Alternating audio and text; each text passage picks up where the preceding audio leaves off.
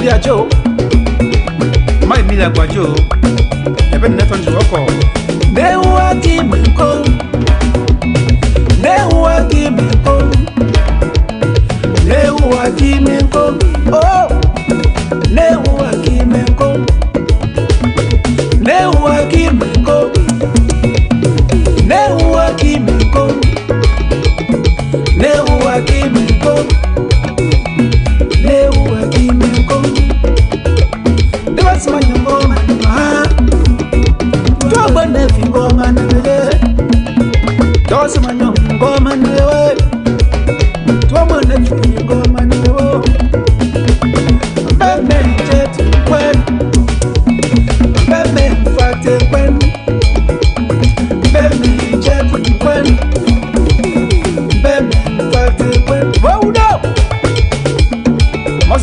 Joe, never can see me.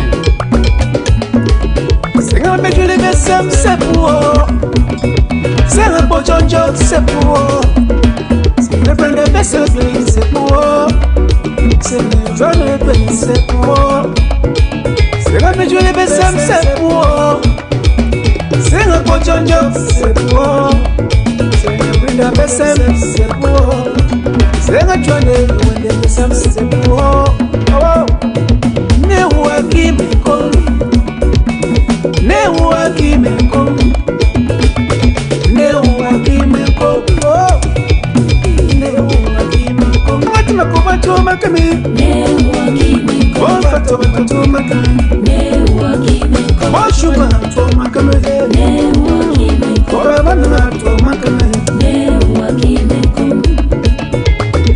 Madam Paksa Sagana, never net on the walk. I want you to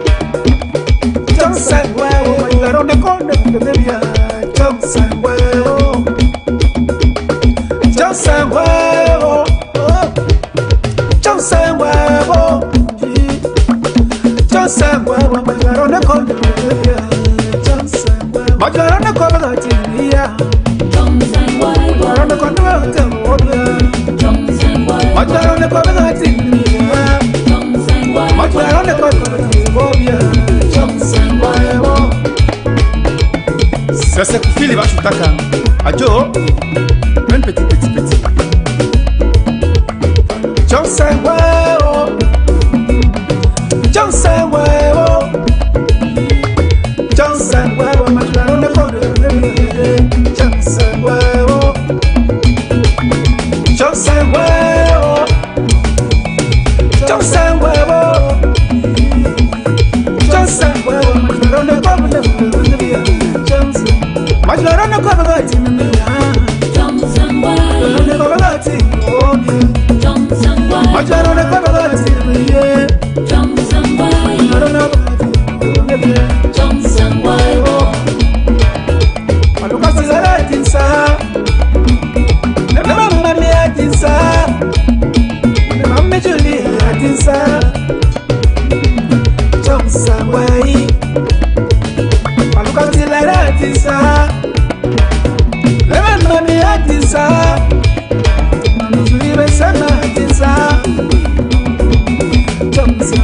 Ajaro le kone bebe ne biya. Johnson Wai. Ajaro le kone bebe ne biya. Johnson Wai. Ajaro le kone ne biya. Johnson Wai. Ajaro le kone ne biya. Johnson Wai. Felice Agbo Keche of Toronto, Canada. Ajo. Pastor Dini Omadisa. Pastor Dini Adisa. Budamani Adisa. Dini Adisa. Pastor Dini Adina. Mecha Pastor Dini Adisa. Veronica Dini Adimama. Pastor Dini Adisa. The voice of my America is in it. Adisa. I should have said this. I go to La Santisa. Johnson Wai. But you might be near Adisa. Johnson Wai. So I should be near Adisa. Johnson Wai. Should not be near Adisa. Johnson Wai. Johnson Wai. Should not be near Adisa. Open to open Adisa. Should not be near Adisa. Johnson Wai. Should not be near Adisa. Tambia bini Adisa. Tambia bini Adisa. Johnson. Baluka tila Adisa. Johnson Wai. Never mami Adisa. Johnson Wai. Never mami Julie Adisa. Johnson Wai. Oh, Johnson Wai.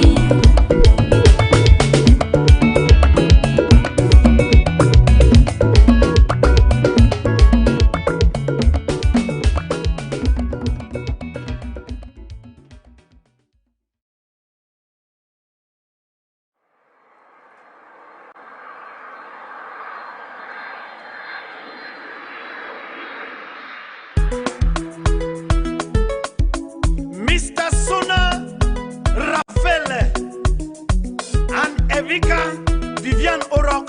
Ha! Happy marriage. Oh no! Mahantu mango, eta mandema cheme. Acheme, aneme kongo, akimengo keno, akimengwe pengeria. Eti Evika u, Evika neme kongo. Evika, Evika. Mantumango, eta mandema cheme. Acheme, aneme kongo, akimengo keno, akimengwe pengeria. Eti Evika u, Evika neme yabe.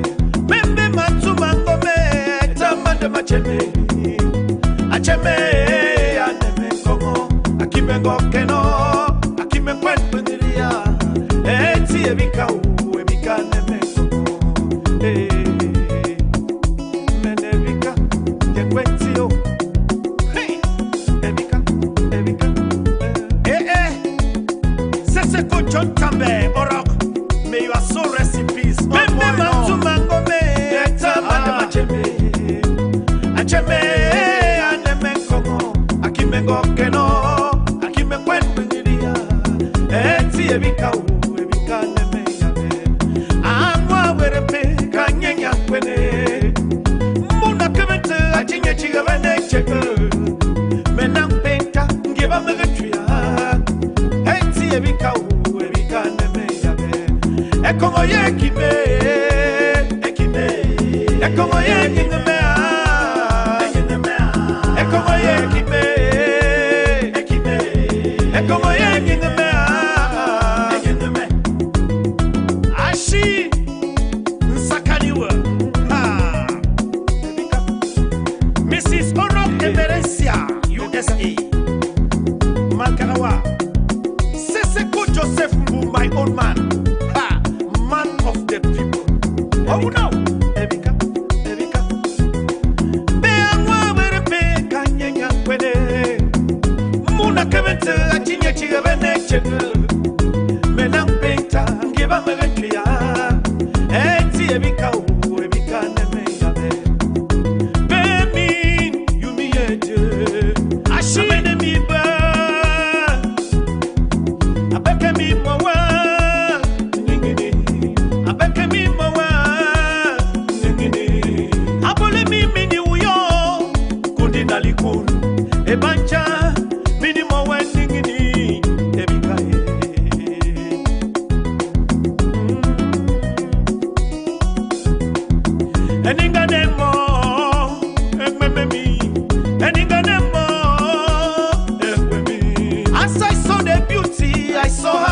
far. I told my parents I have seen my wife. I called my friends to come and see my queen. I told my neighbors she veut me marier. We then took palm wine, cola nuts and tobacco. Eti ebika o, ebika neme yabe. Ekongo ye kime, ekime. Ekongo ye nyengeme a, nyengeme a. Ekongo ye kime, ekime. Ekongo ye nyengeme a, nyengeme. Brother Steve Sona from Silicon Valley, California. Mrs. Elizabeth Sona of California. Yeah? Momanyo. This is the oracle.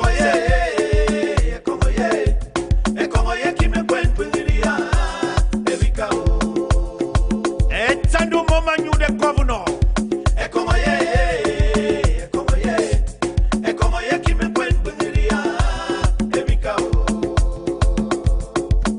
Mr. Oro Eric Tabo. Sore menyenge menkama. Oh no. Cheme Kongo ye. Sore menyenge menkama. Cheme mandu Kongo ye kime kwen bengiria. Ebika o. Sister Magdalene Sona of Tiko, Cameroon. Membe sore menyenge menkama. Cheme Kongo ye. Sore bakabankama. Cheme Kongo ye. Sore bekere menkama. Cheme Kongo ye. Kongo ye kime kwen bengiria. Ebika o.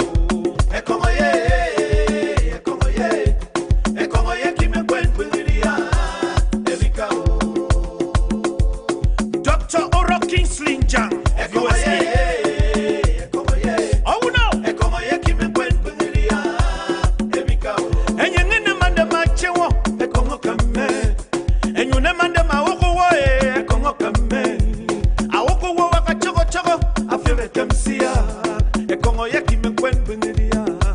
Ebika, a Congo yaki me quen bendia. Ebika, Mrs. Ebaisona of Boya. And you need a man the macho, a Congo come. And you never man my walk away, a Congo come. I walk away a choco, I feel it come see a Congo yaki me quen bendia. Ebika, a Congo yaki me quen bendia. Ebika, a Congo ye, a Congo ye, a Congo yaki me quen bendia. Ebika, Chief ST Eno and Mrs. Eno Anje. Oh no! A Congo yaki me quen bendia. Ebika, Tando Momanyo the oracle himself. Quite activo. A Congo ye, a Congo ye, a Congo yaki me quen bendia. Ebika, Taxi. Sang Senkan Carrefour et Tando Momanyo. A woman, a Congo yaki me quen bendia. Ebika, this is the oracle himself. Quite activo.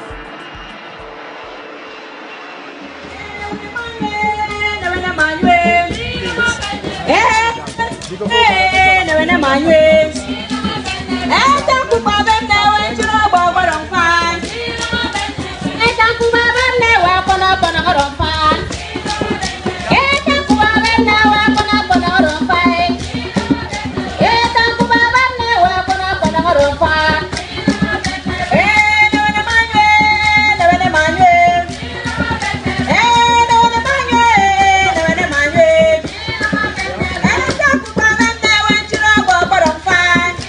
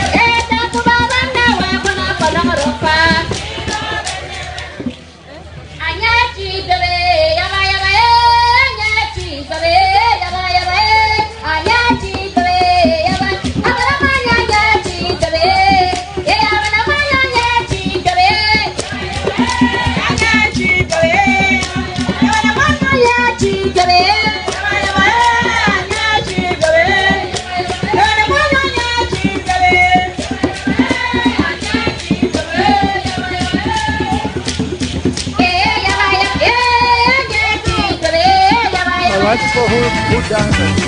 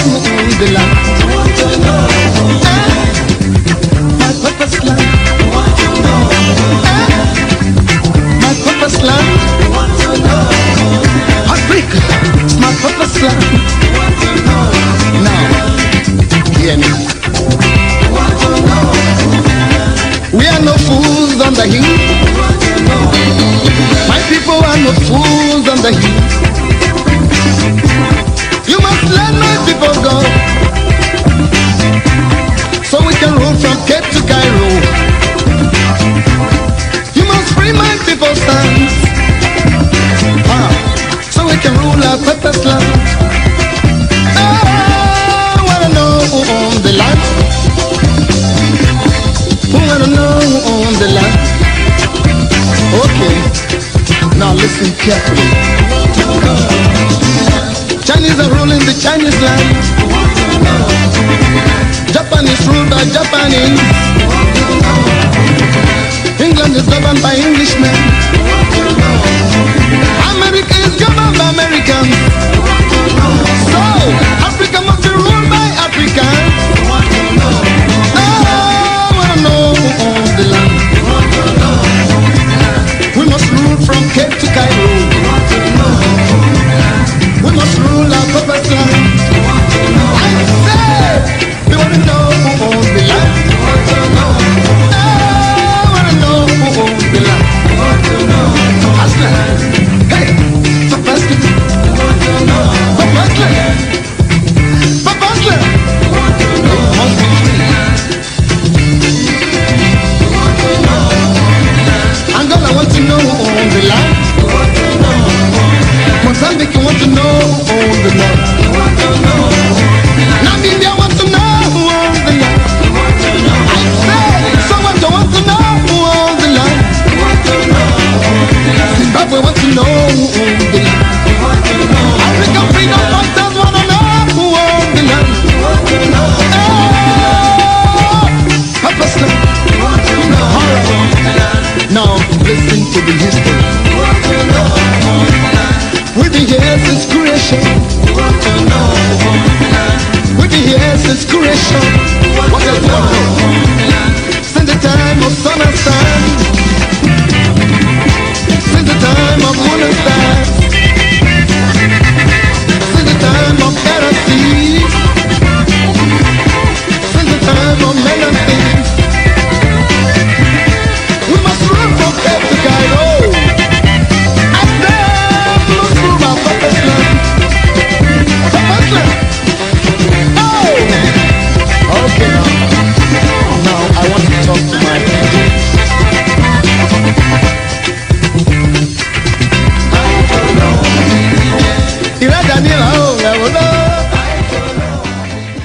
Good evening, ladies and gentlemen. Yes, indeed, we want to know who owns the land. We want to know who owns Ambazonia land. Of course, we know who owns the land. Ambazonians know who owns who owns the land. But the question goes to La République du Cameroon and the international community, not to us Ambazonians.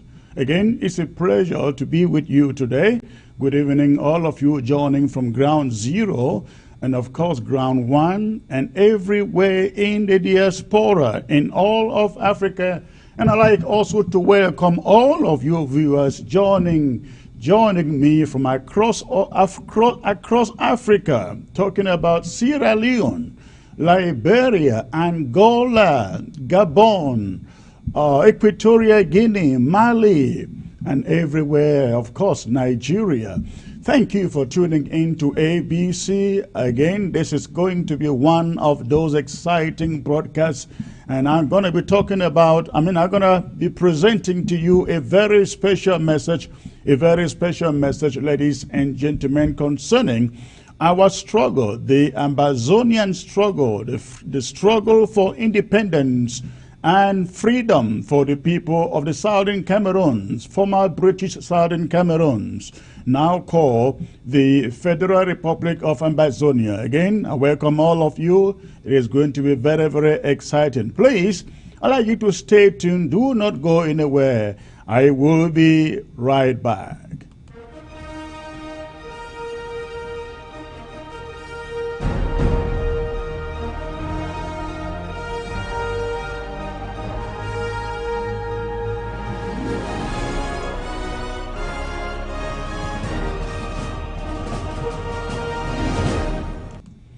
Thank you for sitting in there, ladies and gentlemen. Please go ahead and hit your share button and let us quickly populate this Facebook platform. I want to welcome those of you watching by way of YouTube, But for those of you on Facebook, please go ahead and hit your share button. Go ahead, hit your share button. The moment we hit 700, I will be coming to you with this presentation proper, and I have with me on set tonight the one and only Intumfo in Bo Herbert. I have also with me Barrister John Frunso, and of course the interim government secretary for defense. I'm talking about Bishop John Egiawan. And before I will get to them, I will be bringing to you a monologue that paints the picture of the situation, of the state of the struggle as we have on Ground Zero right now. And I bring you this special presentation to ask for your engagement so that we can rescue a situation that I think if we do nothing, it may lead to the crumbling of this struggle as we know it. So please go ahead and hit your share button. The moment you hit 700 people, I come to you with the presentation. In the meantime, let me know, those of you who are hitting the button, those of you who have joined, let me see. And if time permits, at the end of the day, I will take your calls for the panel to answer you. Again, at the end of the day, if time permits, I will take your calls for the panel to answer. So please, the numbers are not rising at the pace I would love. So please, if you are just joining, please hit that share button, send it to WhatsApp forum, send it to Instagram, to Twitter, to Telegram. Let them join the platform. Please go ahead and hit your share button. Real Amber, the mouthpiece of the one and only interim government. Thank you for joining, sir. Desmond Elliott, I see you, sir. Go ahead, hit your share button, everybody. Amber, see you again. We will surely enter the promised land. Absolutely, absolutely. If we do not enter the promised land today, I can assure you that our children shall enter that promised land. But I can assure you that we are no longer in the days of Foncha, Muna, Jua, Indele. We are in the new dispensation, the dispensation of the never agains. That is why we are bound to taking this struggle, this revolution to its destined end. That is Boya. Thank you for that. I see also Eb asks, Sisiko should be impeached a second time. How can you impeach him a second time when he's not your leader? Eb asks. All right, but that's your opinion. John Filingo, watching from Belgium. Thank you, sir. Rosie Bush. Yeah, I'd like to know where you're watching from. Please go ahead and let me know where you're watching from. And I like the way the numbers are rising right now. Go ahead, hit your share button as you join. If you're joining by way of Facebook, hit your share button. Let us get 700 people. Get 700 people so I can start this presentation proper. Akwaya, local government. I see you. I see Daft Man. Sector Chris, no shaking backward. Okay, sir, we definitely cannot. Afu, I see you. I see also Dinga, my cartoon guy out there. Ochiba, Ochindo, the UN himself. Thank you for joining, sir. Please go ahead again and hit your share button quickly. We need 700 people for me to come to you. I have an exciting panel and a very critical message that I come to deliver to you today. So please let us quicken the process. Hit your share button, please. Titi, hello. It's our last bus stop. I missed that message there. And Mote Palakunia, I see you. Gibet, I see you. Ikomelionga, I see you. Paulo Sanchez. We strongly, the numbers are really, the names are scrolling beyond my ability to read everything. Wanja, hello, Secretary Chris, my best man. Thank you, sir. I see also Dashika. All right, please go ahead and hit that share button. We haven't hit 500 yet. That is not to my liking. We need to do this quickly. We must have 700 at the least, ladies and gentlemen, for me to come to you. So go ahead and do that. Oh, I see Vivian Abidu. She's always here. D. Lawrence, Ambaza, more grace, Secretary Chris. Thank you, sir. Gwe Eric Mochi, see you. Irene Ingwa, the one and only Irene Ingwa. All right, the Iron Lady in the house. I see you, ma'am. I see also Gladys. This is my own sister watching from the great state of, I think Arizona. Yes, I think so. Oh, no, Abu, I see you. Bye-bye, Lada Public. We are never again generation. You are very correct. Honolulu guy, I see you also. All right, ladies and gentlemen, again, I don't like the pace at which these numbers are rising. Please, as you join, go ahead and hit your share button. And while you do so, let me talk about a few things that have been happening on Ground Zero over the days. Absolutely, yesterday. Of course, yesterday was Boyo War Drive. And I think Boyo outperformed the expectations of most of us. We are very much aware of the fact that Boyo is one of those counties that is still very much struggling to put the house together.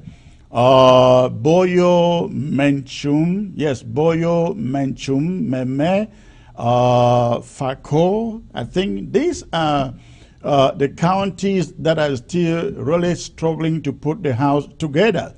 But in all, we have been really surprised with your performance, especially as regards to the war drive.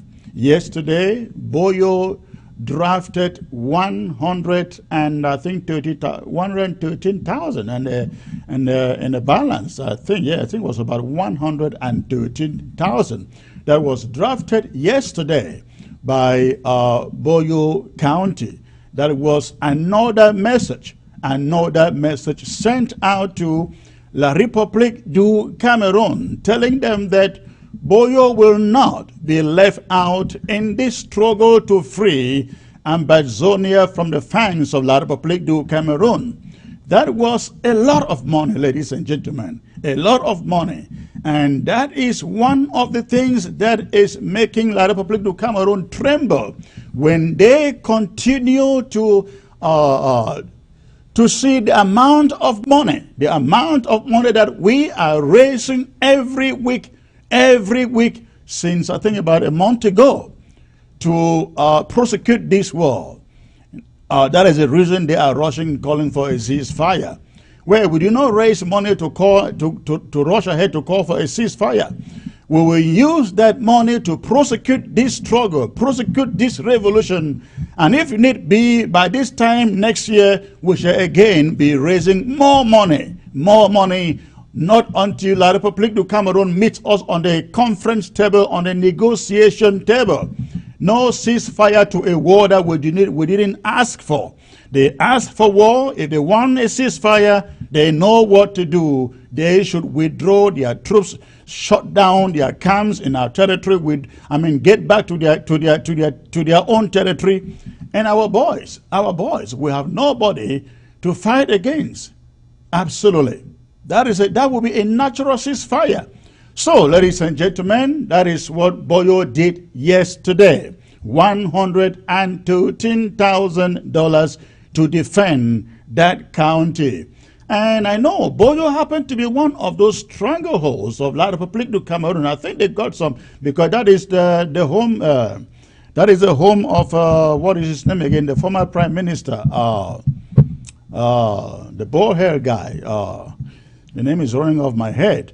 But Boyo, Donga Mantung, Fako, these are some of the strongholds of the CPDM, La République du Cameroon government officials in Ambazonia. But we thank God that in all the fundraisings, in all the drafts, these counties are proving to La République du Cameroon that there are no permanent allies. When it comes to war, when it comes to issues of freedom and justice, there are no permanent allies.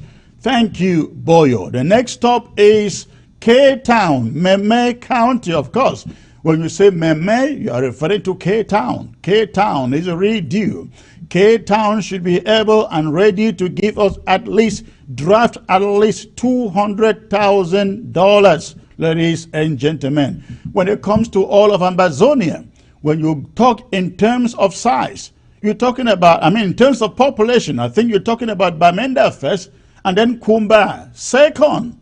These are the two largest towns or cities in terms of population in all of Ambazonia, Bamenda and Kumba. So Kumba is the next turn. So please, we are hoping that our Meme comrades will put on a good draft. Kumba no fit take last, I think when I know that. Kumba no fit take last. During the national launch of the world draft, Kumba came up only with $2,000. $2,000. Why small counties like the BLM were drafting, I think, about $20,000.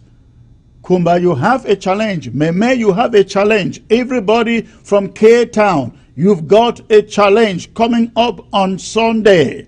You've got to draft at least $200,000 to keep the pride of everybody coming out of K-Town. So please, ladies and gentlemen, that is what happened yesterday. I'm talking about Boyo's draft. Now, we have also learned from Ground Zero that the mayor of Misaje and the DO for that county, I don't know why, is a colonial senior divisional officer, or the colonial divisional officer. One of them was picked up yesterday. We are still to get details of what happened. We don't know who picked them up yet, but we are investigating what happened to them. You will all recall that we already have banned every mayor, every colonial officer, every colonial administrator having authority in any of our territories. And so we hope that what happened yesterday sends a message to all other colonial mayors and DOs that we really don't want them. We really don't want them. They are not wanted in any part of Ambazonia. All right, they are usurping themselves the authority on Ambazonia, and that we don't want them. In the meantime, we will bring you details when we find out exactly what happened to them. We've also learned of killings in Pinyin, the killing of civilians and many more civilians, hundreds of civilians leaving their homes into the bushes. Unfortunately, I couldn't bring you those photographs here. There was no time for that. But we've seen the photos of people in Pinyin deserting their homes and queuing up to unknown destinations with their children tied behind their backs. It's a pathetic sight to see, ladies and gentlemen. And that is the more reason why, listen, we cannot give up on this fight. We cannot give up on this fight. Not with what we see, not with the pain that we see on our people on ground zero. They are joining hundreds of thousands of others who are already displaced. Some of them will be moving over to refugee camps, wherever we'll have to find out later. But again, these should stir us. These should stir us to never, never, ever want to give up on this struggle. Not until we have achieved our goal, ladies and gentlemen. All right. Ghost Town. Today was Ghost Town. And we realize that up in Fako, particularly Boya, the colonial mayor and the colonial DO walked to the streets again, and they were sealing people's shops and forcing some to open the shops. Last week, we gave the colonial mayor and the DO a warning. We thought they would desist from that exercise. Apparently, they did not. They continued today to seal shops in Boya and forcefully get some to open. Do not be ignorant. We are not ignorant of what they are trying to do, and we are not seated here folding our hands, expecting them to go out every week to force open people's shops. As I promised last week, ladies and gentlemen, if they think for now that they are invincible, let them remember. Let them remember it is the same thought, the same line of thought that Patrick Ekema had. He thought he was invincible, not until he was eradicated one morning. So again, I send a message to the colonial DO and mayor for Boya, Tiko Mutengene, that, as they say, 99 days for a thief, one day for the owner. We will get you, sir. We will get you as you continue in this exercise to lock up people's shops in the midst of trials, in the midst of pain. People who are already going through so much, you're adding to their pain by sealing up their shops. Why must they open their shops, sirs, if they choose not to? It is their business. It is not yours. I don't think even Laos Republic is a communist country where they have to decide when people open and not open their shops.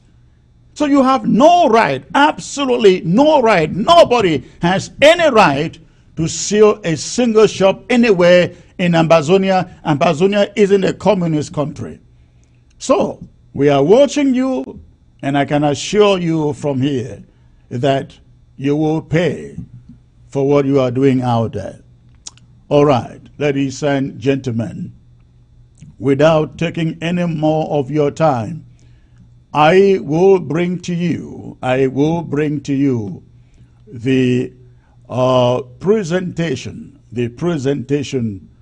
that I have for you today.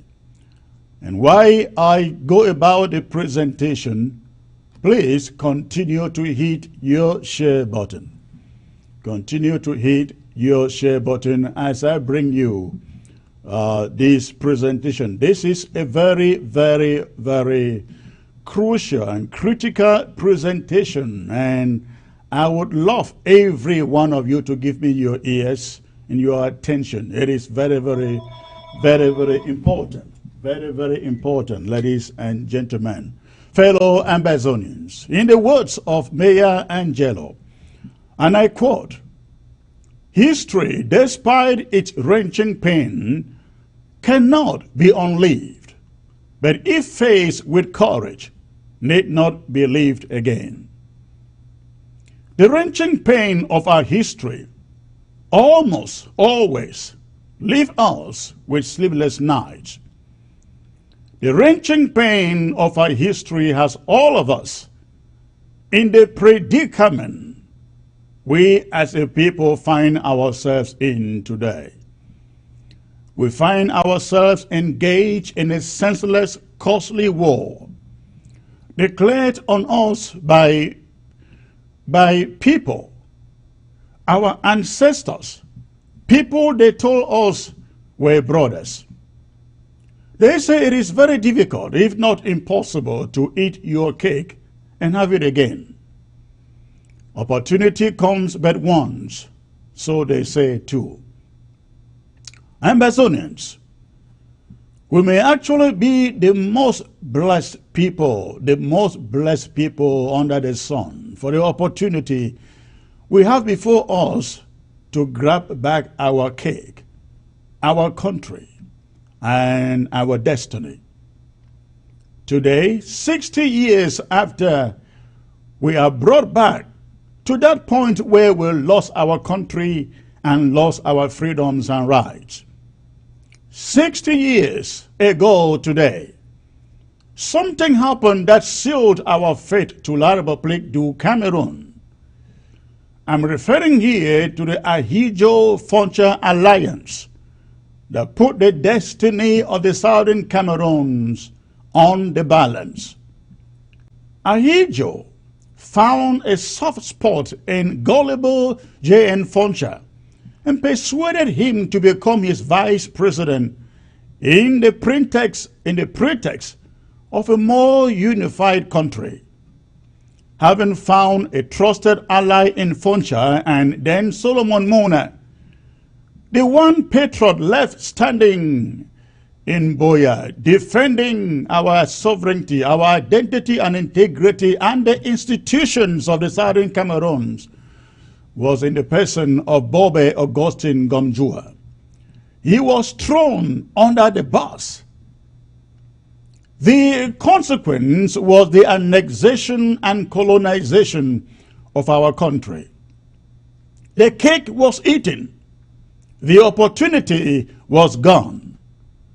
The choices made in these instances by Foncha and Muna, on the one hand, and Ahidjo on the other, sealed our history, our burning pains. Foncha and his team had been to Fumban, and Fumban produced nothing. And here was the launch of the liquidation of Ambazonia as we know it. I bring you this little paragraph of history to connect you with what is going on at the moment in this struggle, in this revolution, as some will call it. The point is that we once more find ourselves in that place where Foncha, Mona, and Jua were in 1961. We are blessed, however, with yet another opportunity, a second chance at taking back that which we lost in 1961. I urge you to open your eyes and give me your attention.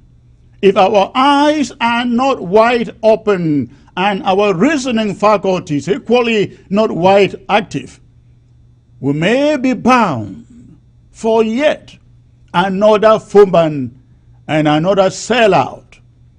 This time, the players being Sisiko Ayoktabe and team trading us to La République du Cameroon just as Foncha and Mona did. In the current dispensation, I see Ayoktabe and his team trying once more to reinvent the rule of Foncha, which ends up leaving us back into the hands of French Cameroon.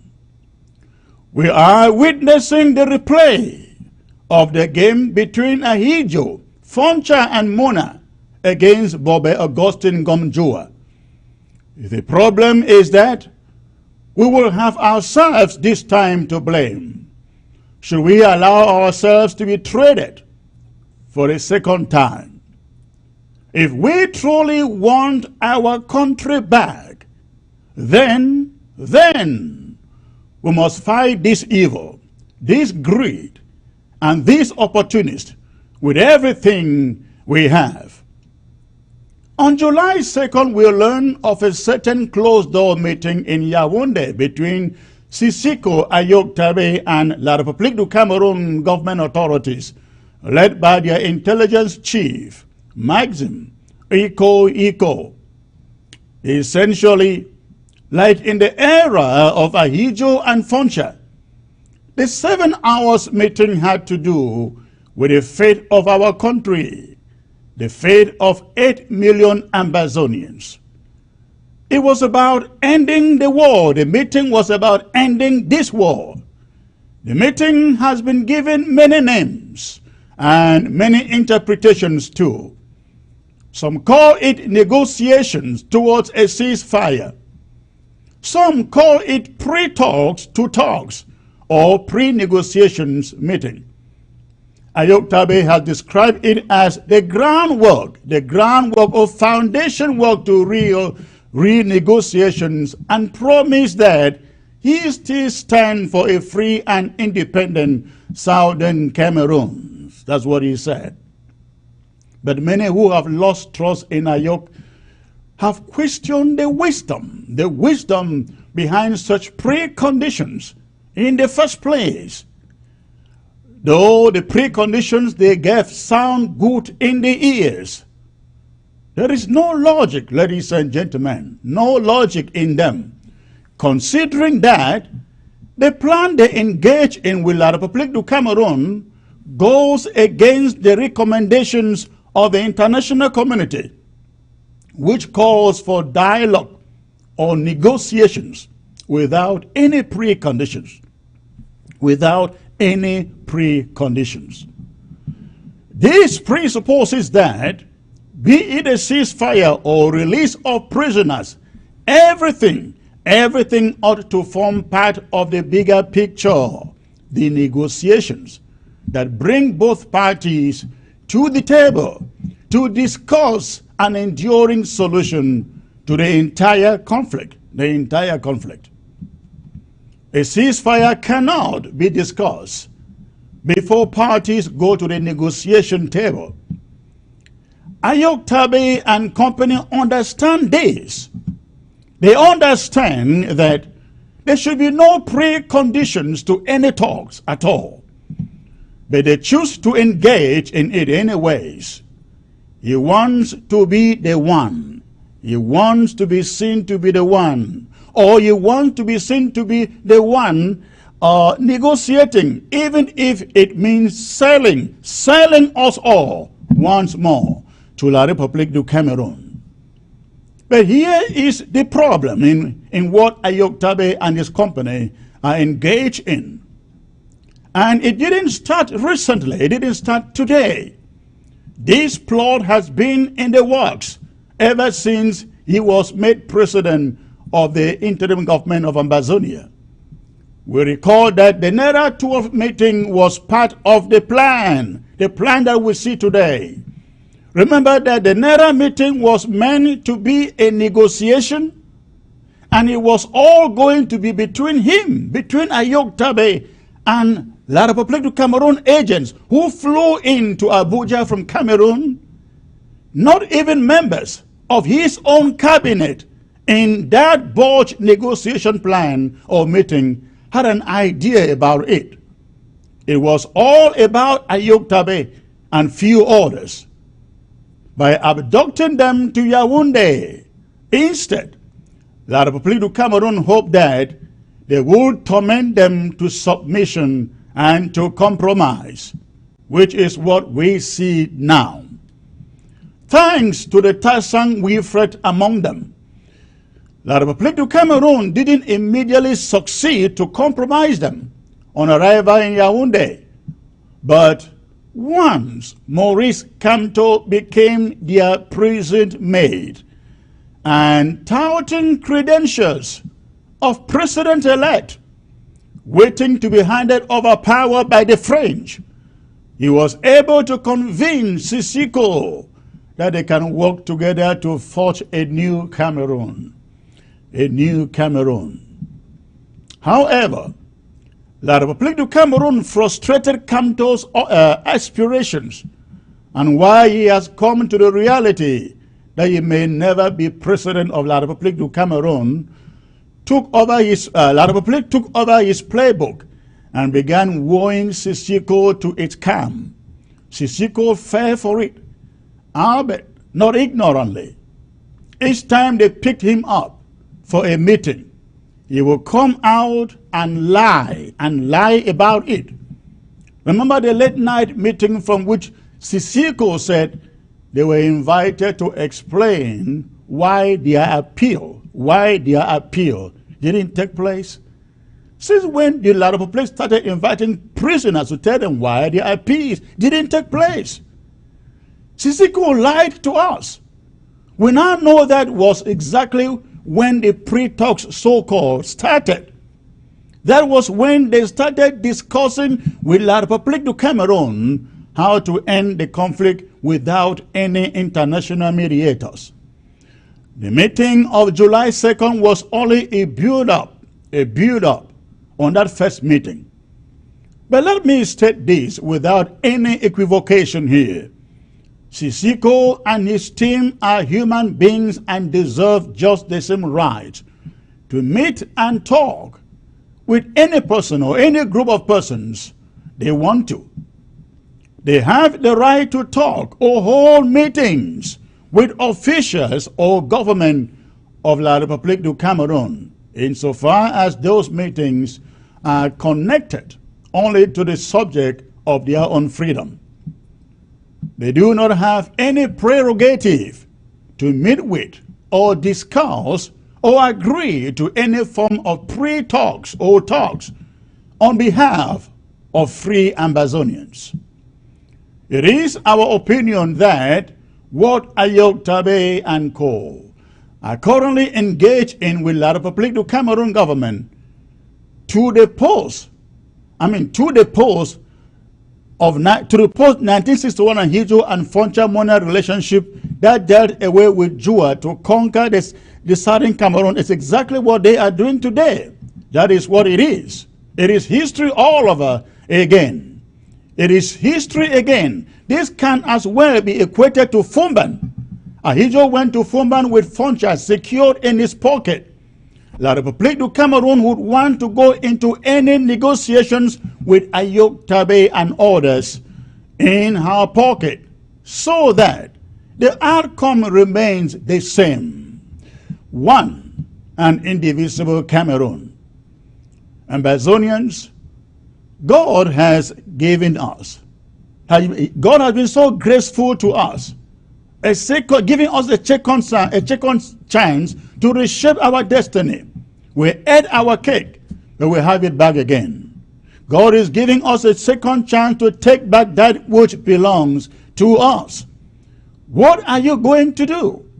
Sit there and allow a few greedy, power-hungry people in chains to negotiate your destiny and that of your children?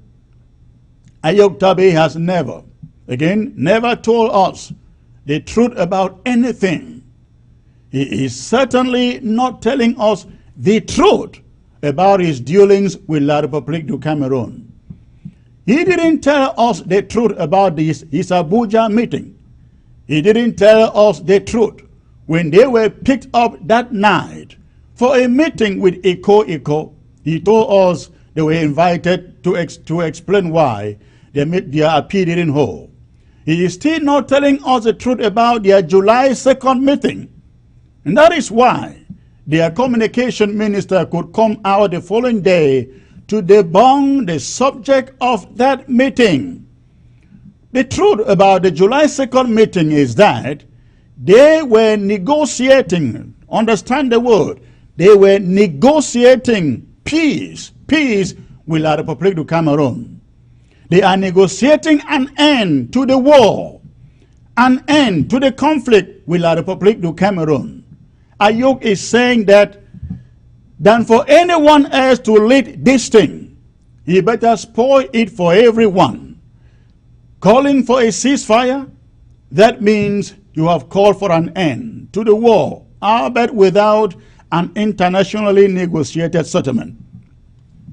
A ceasefire with La République du Cameroon reach in Yaoundé means that they just go about with business as usual, running our territory. A ceasefire with La République du Cameroon without international mediator means that the secret police and gendarmes will just continue to go about with killings as usual in our territory. A ceasefire void of an international guarantor will give Cameroon the leverage to carry on with reconstruction without necessary and adequate compensation, ladies and gentlemen, to those who have lost family and lost home in the 4 years of this conflict. A ceasefire in Yaoundé and with Yaoundé exclusively will mean that we fought and sacrificed our families and our homes and the education of our children for nothing. Absolutely nothing. Ladies and gentlemen, is this what we want? Is this what you want? Is this what people have died for the past 4 years? Let me paint the picture of what is going on to you to understand.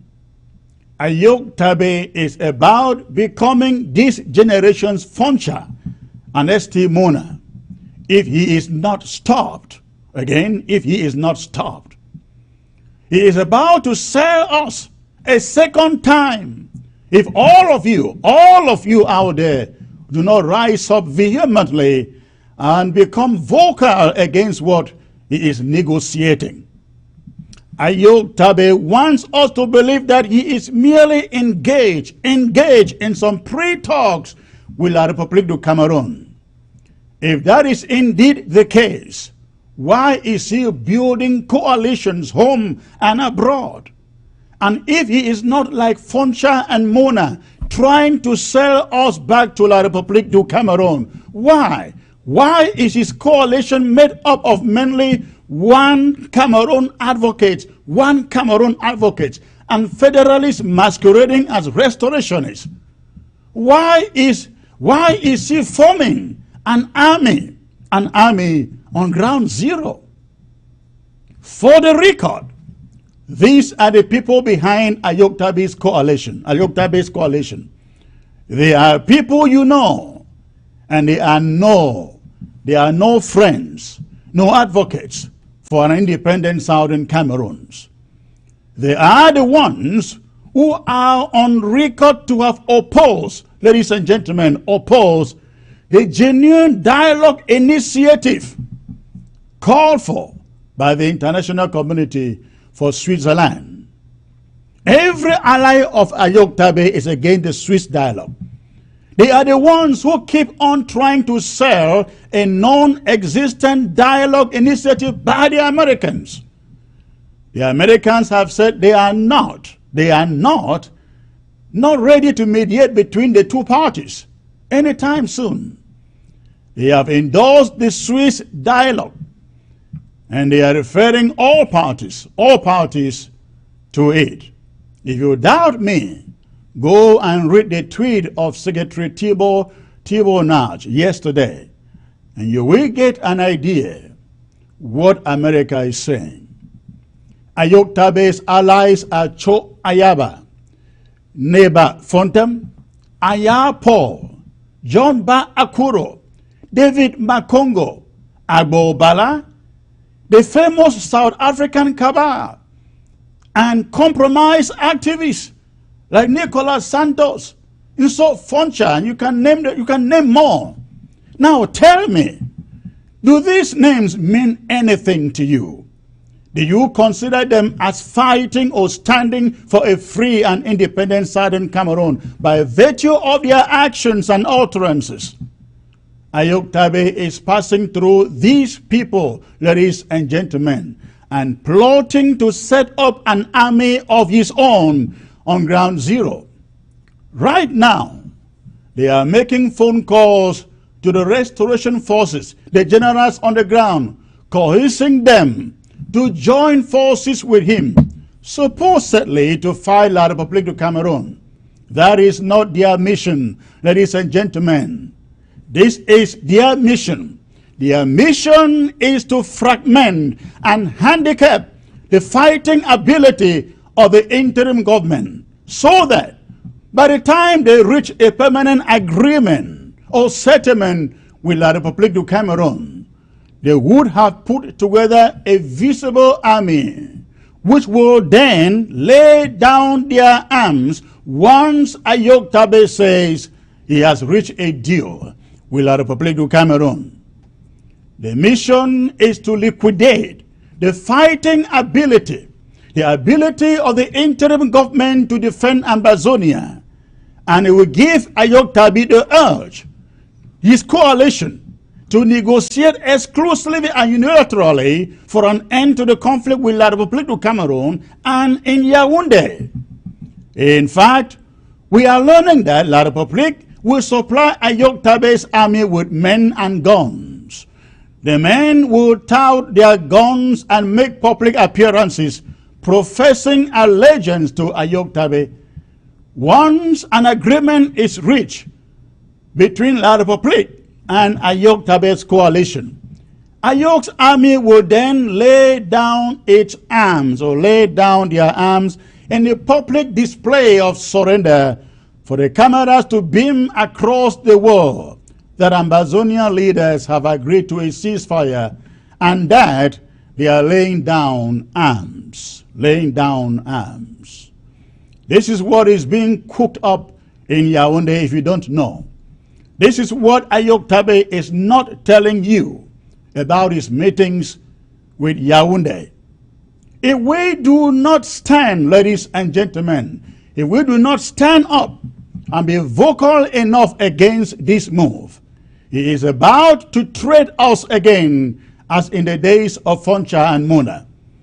He is about to do to us what Foncha and Ahijo did to Bobejua in 1961. Now that we know this, the question is, what are we going to do? What are you going to do? Your voice must be heard even louder against this. Let me address specifically ground zero here. If anyone has died in this war, ladies and gentlemen, it has been on ground zero. If any child has not been to school in the duration of this war, it has been on ground zero. If any homes and infrastructures have been razed in this war, it has been on ground zero. If anyone is living in refugee and displaced camps, they are from ground zero. If we allow Sisiko secretly negotiate anything other than independence, it is ground zero that suffers the consequences. If we refuse to go for international mediation, it is ground zero that suffers. If we allow Ayok Tabe to unilaterally negotiate with French Cameroon, your families on the ground and in the bushes will never be compensated for the damages. Your killed family members will never be compensated. The refugees may never return home because La République du Cameroon will harm them and kill them. If we allow Ayok Tabe to negotiate with La République du Cameroon, in the aftermath of that, our territory will be drenched in military camps everywhere. And never again shall you be able to raise your voice against injustice in that country. In 20 years, French shall become the official language in the southern Cameroons. Most southern Cameroonians shall never be allowed to own land and property in their own territory. These are the dangers, ladies and gentlemen, of what lies ahead. Ground zero, to take particular note. To all our Ambazonian restoration forces out there on ground zero, let me speak to you bravely. You cannot sell out your consciences. Nobody recruited you to pick up arms to fight the injustice from La République du Cameroon.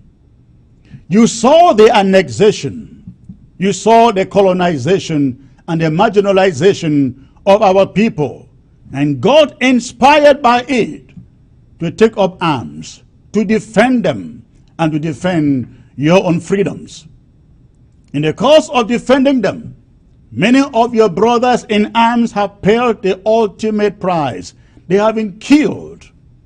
Some of them, like in Bali, were killed in a very brutal manner. They were locked up in the room and chemicals poured into the room and they smoked it to death. As if that wasn't all or enough, their remains were burnt just to cover up evidence. Remember Pinyin too.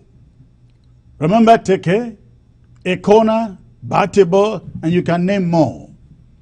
If you surrender now or get compromised, won't your brothers have died for nothing? Think of General Biabia. Think of General Amigo.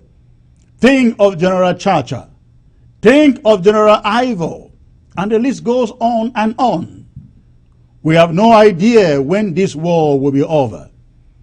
But let me assure you that it is worth fighting and it is worth dying for.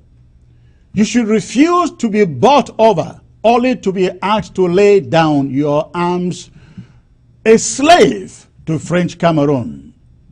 Refuse to answer phone calls from allies of La République du Cameroon. Refuse to lay down your arms until the interim government tells you it is time to do so. And above all, refuse to lay down your arms for anything short of total independence for the southern Cameroons and Ambazonia. Make up your heart, make up your minds to be that last man standing if it becomes necessary. We don't have to relive our history, ladies and gentlemen. It is a history of pain. Rather, let's face it with courage. We will change what was done if we face the history with courage and with perseverance. Never forget that ours is the never again generation. We have an opportunity to rewrite the wrongs done to us 60 years ago. Let's act differently this time and avoid the pain, the mistake that our ancestors made. And ladies and gentlemen, that was the monologue. I will now get my panelists to join me. I am joined here today by Ntumfoin Bo Herbert, Bishop John Egiawan, and Barrister Barrister John Fru. So, Barrister John, good to have you again, sir. Thank you, Chris. Thank you for having me. All right. Bishop John, it's a privilege to have you again, sir. Thank you, Secretary Chris. Thank you, Ambazonian. Thank you for joining me again. I hope you had a good rest from last evening. The pleasure is mine, bro. Thank you. Thank you for night. Thank you. Again, thank all of you for joining the broadcast today. These are very serious issues happening at a critical moment in this struggle. Bishop John, let me start with you because I have touched on the effort to penetrate our restoration forces on the ground by the Kondenge coalition out there that is about to sabotage this struggle. What do you know about this effort to sabotage or to buy over, essentially, our restoration forces on the ground who have taken us this far in this struggle, sir? What do you know? Secretary Chris, what I can say is that La Republique is trying many things. They know that they cannot defeat us on the battlefield. We are the masters of the land. La Republique has tried and they have failed. They know that they cannot defeat us legally. We have our legal minds and all our fathers who have been ahead of us. They have made it impossible for La Republique to defeat us with all previous legal battles that were won. Now, the only way La Republique have seen that they can defeat us is to sow some seed of discord among us, to use money. You know about the UNDP money that went out, about 60,000 or 70,000 70 million US dollars. Right. That money was not for any reconstruction of Ambazonia. That money was to buy the conscience of people in Ambazonia. That money was to buy the conscience of pastors, of priests, was to buy the conscience of religious leaders, was to buy the conscience of community organization, community association, was to buy the conscience of some fighters or commanders who can be easily bought. That's what they did with that money, and that's what they have been doing. And we know that some so-called militia groups have fallen into the same, fallen into the trap of La Republique. You have listed that Ayok Tabe has joined forces with some elements like the ADF, like the AMF. We know that these are people who do not stand for this revolution, but they stand for themselves. These are people who go around and order the fighters that are loyal to them to be terrorizing people and collecting money. Now, I want to tell you something, Secretary Chris, that the fighters who fall for such cheap tricks are fighters who originally do not have a mind for this revolution. These are people who do not want to be told the right thing to do. These are people who are after money, some of them buying houses, buying plots, buying cars, going around with women, sleeping with multiple women, and they just want anybody who can tell them, okay, it is okay, it is okay. And that's a people like Sofoncha will tell these soldiers or these fighters, it is okay. That's the one to hear. But the fighters who are the Ambazonia Restoration Forces are those who have submitted themselves to this interim government and have submitted themselves to international standards. They have submitted themselves to human rights laws, to the respect of human rights laws. So these are the people that are fighting for Ambazonia. But like I said, this is all what Siseko and all La Republique have done now to go after these elites who are hungry, greedy people in the society who are greedy, and they seem to think that they are winning this battle. But I want to tell you, Senator Chris, in the face of freedom, freedom always prevails. Justice always prevails. And I have something as we go into this broadcast. There is something that I have, some advice that I have for our restoration fighters to know that injustice will never prevail. Let me tell you, when people are hungry for freedom, you can never take that freedom from them. And anything that will threaten their freedom, the people will rise against it. So what they are doing right now, Ambazonians' eyes are open, and they will rise against this also. Thank you. Yes, Bishop John, I like the audience to know that when I made that statement that Sisiko and the coalition, they are trying to buy fighters on the ground, I didn't just say it as rumor. I know, I'm sure you, of course, you know also, we know. I know personally a general whom they have paid, given $300,000. I'm sorry, 300,000 francs. 300,000 francs. I know of others in the southern zone whom they have contacted, some refused to take the money. And so this is very, very serious. This is very, very serious. We are not making this up. These are reports that we have gotten from Ground Zero. Bishop John confirmed that. I think you are very much aware of that. Yes, Secretary Chris, I can confirm 100% because some of these commanders have called us and they have reported this incident from us. Some of them, money was sent to their account before even talking to them. They thought that they will bow to it. Some of the commanders did not even use the money that was sent into their account.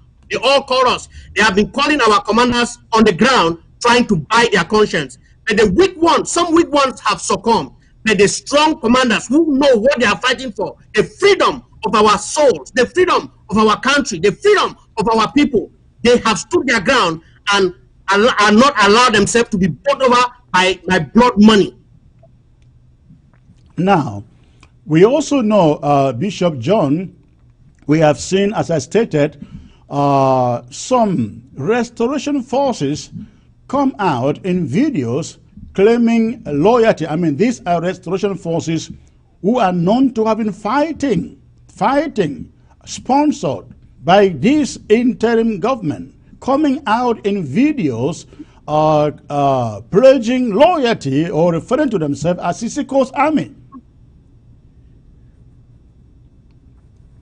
Yes, Secretary Chris, you are right. Like I told you, some few fighters have yielded to money. It's all about money. You know, if you are not somebody of a right mind, somebody who has some good moral compass, it is easy to take money. And sometimes when you are falling for the temptation of money, you are blinded that you do not see the consequences of what this will do to you. Because most of them who have followed money have died. Most of them who have followed money have died.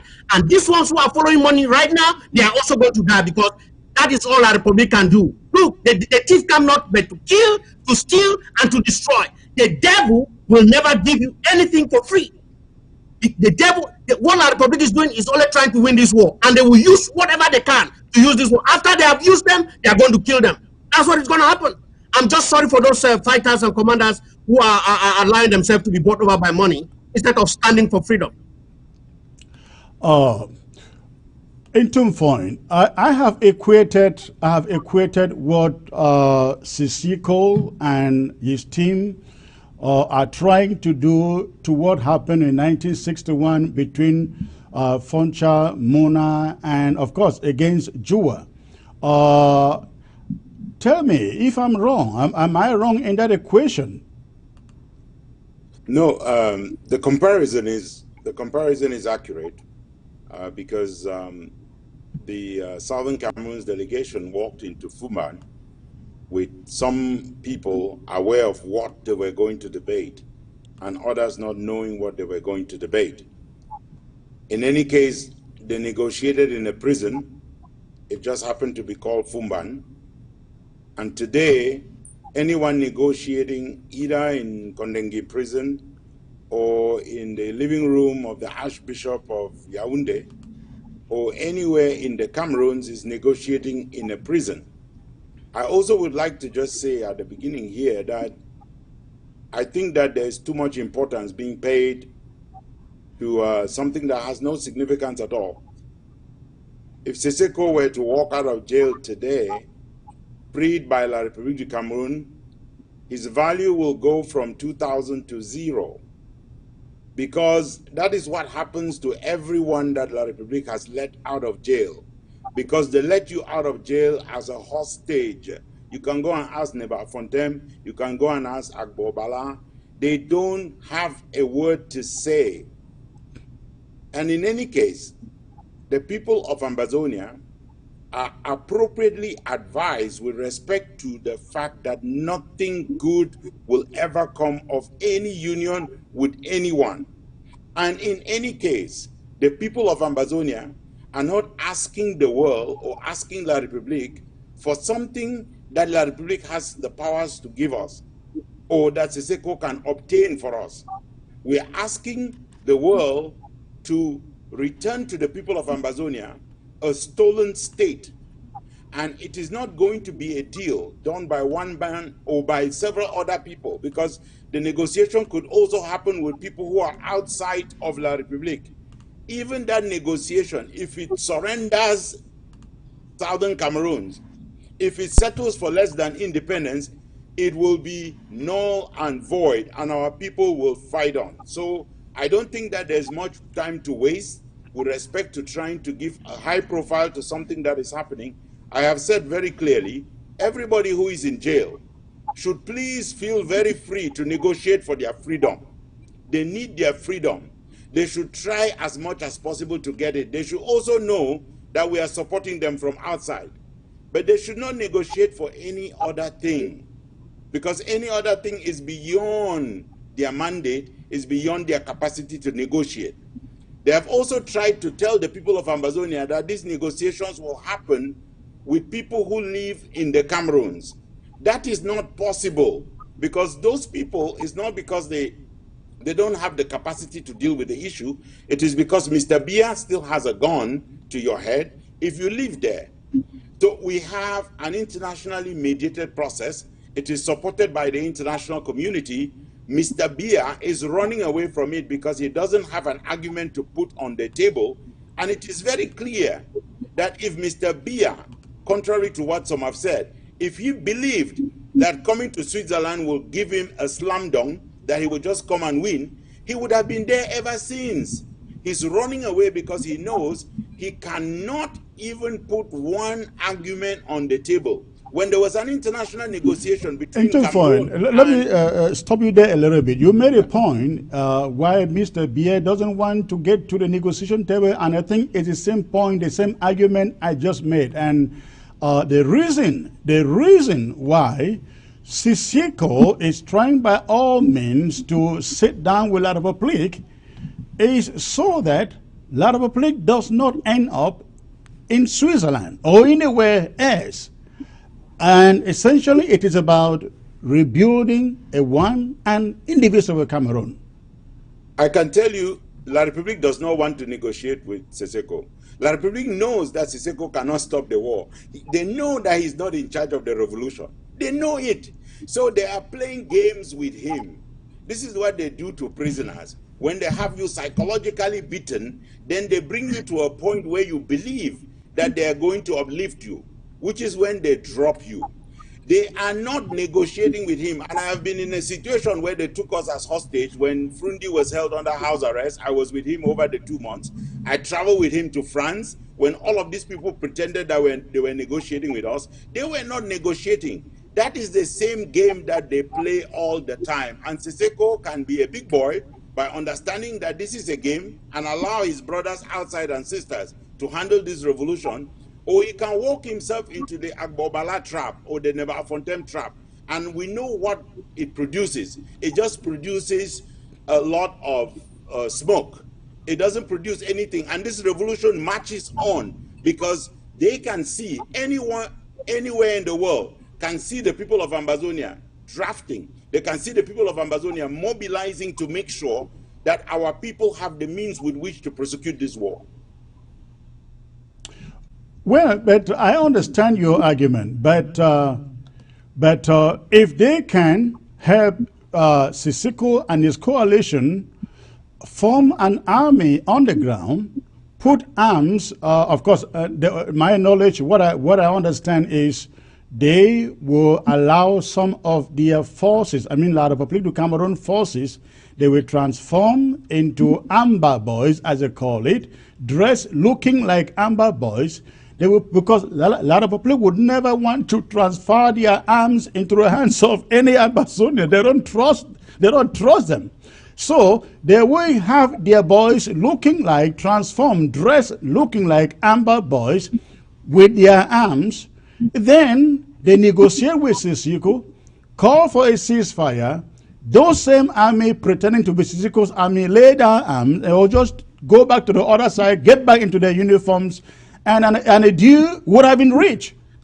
Secretary Chris, look, there's something very stupid about La République, and let me explain it to you just in that scenario that you are explaining, because we broke the story on Ambazonia Calling with respect to them giving him a detachment of the bees so that they can form his army and they could fake that they are Amber Boys.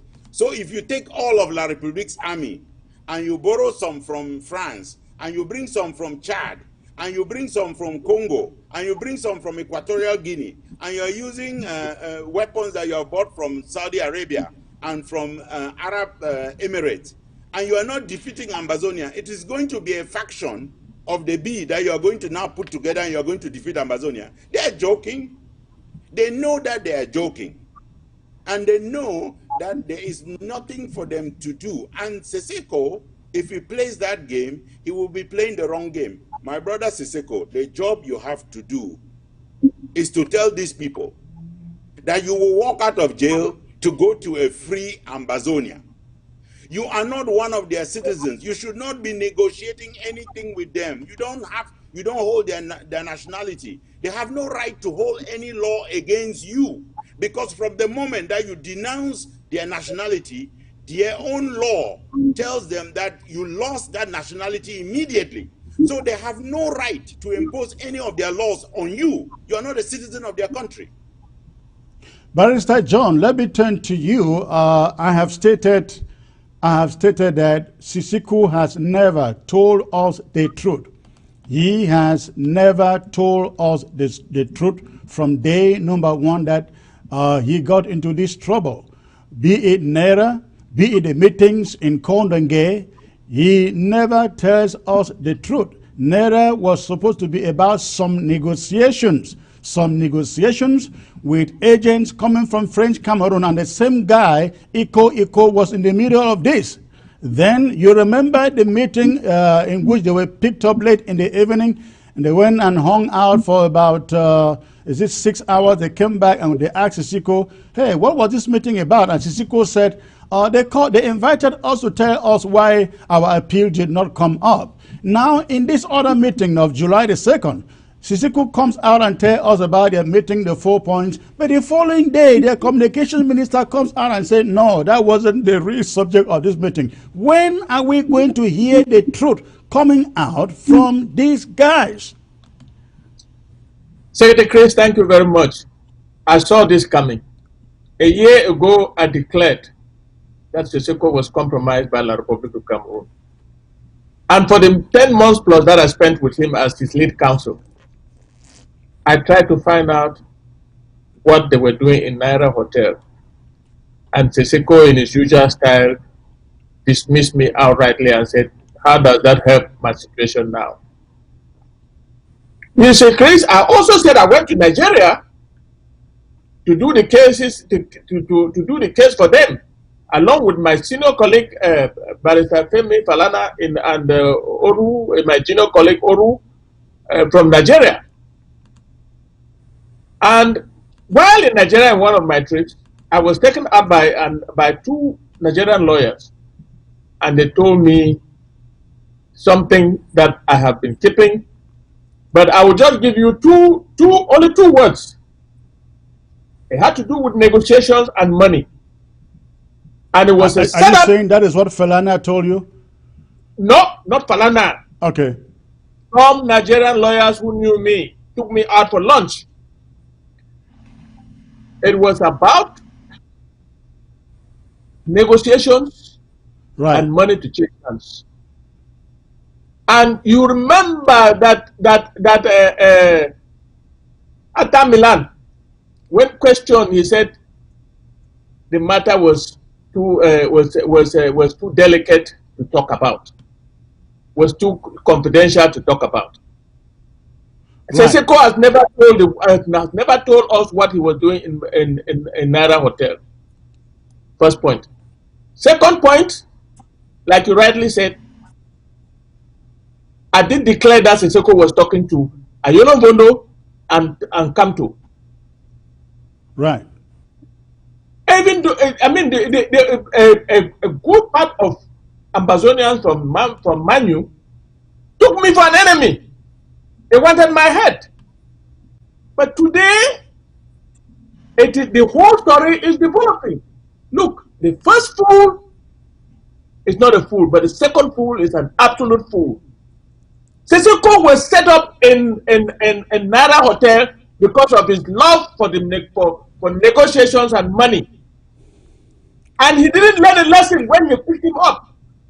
Now he went to prison with 9 of our most cherished compatriots.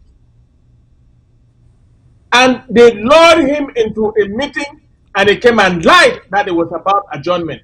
Adjournments are never given in secret. Adjournments are given in open court, or they write and paste in prison and in all the notice boards in court, and inform your counsels of those adjournments. You don't have to come to prison and take out prisoners to go and tell them, oh, it is because we want to explain why you didn't go to court. No, no, he keeps lying. Look, they are setting him up like my friend and brother Bo Herbert is saying. They will finally eliminate him or deal with him if he continues the way he is going. I am advising him to cease and desist from this action. Because he's talking putting about advice. Talking about advice, Barrister John. Yes. We observed that he went into these meetings. He has agreed that there were pre-talks, foundation meetings for proper negotiations. But he went into that meeting without a single member of his legal team. Let me tell you, assuming that we even endorse it. Let me tell you, Chris, a president that he pretends to be does not go to meetings with the enemy. He sends a team and they report to him. That's what it's supposed to be. But he went in. He offered himself. Just like he went to Naira and he was picked up. He's going out. The same Echo set up the meeting in Naira along with Atangachi and Rene Sadi. The same people are setting up these meetings for him to be meeting with them. That's why I say a first fool is a fool, but the second fool is a capital fool. Seseko is not as intelligent as some of us thought he was. He would have ceased and he should cease and desist from any meeting with La Republique of Cameroon because they are people that you cannot trust. They set you up for their own views. And let me tell you this. He is falling in the first meeting in Naira Hotel, the second meeting in Yaoundé, now the third meeting on the 2nd of July. Look, let me make this clear. Our fighters on the ground are a no-go area for Siseko. I have read a list of some people who have been recruited, they claim they have been recruited into what do they call it? AMF. And they have some of our cherished fighters, like General Rambo, General Seven Kata, and RK in Comp. I am flabbergasted. But let me tell you, we are in a revolution where our restoration forces must stay loyal and fight for the homeland. And if they find out that one of them is not staying loyal, you know what to do. I'm not going to teach you anything. This is a war, and this is a revolution. The Americans, when they were fighting in Vietnam, could not tolerate any American soldier looking the other way. They couldn't. Why should we? Why should we? I saw this coming, and Siseko is a capital fool. Let him keep on. He will end up very badly. Bishop John, thank you, Barrister John. Bishop John, let me get back to you. Barrister John has mentioned some names who are already pledging loyalty to Sisiko. What are you telling these fighters, these generals on ground zero? Are you telling them? Because one thing I know is that unless, one thing that I forgot in my monologue was the fact that La Republique is going to be putting money, and as you mentioned earlier, they are putting money into the hands of Sisiko's coalition. That money will buy the fighters on ground zero to their side. I guess our own fighters are asking waiting for the draft money. But I'd like to know what you are telling them on the ground. Secretary Chris, you know, freedom fighting is not something that you have to tell somebody to do. It's something that comes from the heart. Freedom is one of those things that anybody can give anything for. And the people of Ambazonia want freedom. And nothing will stop them from getting that freedom. Now, there are some people who do not understand what they are fighting for, and they do not understand the principle of freedom fighting. And as a result, they think that they can deceive. I've actually spoken to some people, Secretary Chris, that some commanders who said that, like when Namere and the rest, they went to Yaoundé, they said that they went there to take money from La Republique, then they can buy arms and go and fight. I said they were playing a very dangerous game. That's what some of these people are doing. You cannot go and take something from Satan to defeat Satan. You are selling your soul. The law of freedom fighting will not be well with you. If you want to fight an enemy, do not try to take anything from that enemy. You see, that's what some of them claim to be. These fighters who have gone to the other side are fighters that we know them in record that they have long neck, what we call long neck in pidgin. They have long neck, and they are not after really fighting for freedom. They are after making a name, making power, or making some money for themselves. We have evidence of what some of these fighters have been doing, and those are the fighters that are easily falling prey to some of this deception for money. And the list of fighters that you saw on that list are not any different, Secretary Chris. A few of them that you saw on that list are not any different. But I want to tell you that there is a minority, a few of them, that do not even know that their names are on that list. A few of them. But the most of them, you will see that those are people who are kidnapping people, they are lying. There are people who are harassing the community. There are people who are turning their weapon against other restoration fighters. You know, those are the type of people you see on that list. And the reason they are going for that kind of association or joining camps like the AMF is because nobody is ever going to tell them that what you are doing is wrong. We recently have a situation in Momo where a fighter was lured to go and take money, and he was killed in the market square when he was waiting to collect that money. That's what La Republique will do for you. Immediately you start taking the money from this CPDM elite who are deceiving you, telling you not to fight, just hold the line. You are deceiving the diaspora and deceiving other fighters. Let me tell you, you are going to come in the position where they are going to kill you. So I'm talking this to these fighters. Don't fall for their cheap trick. They don't mean any well with you. They just want to kill you and get you out of the way for the freedom of Ambazonia.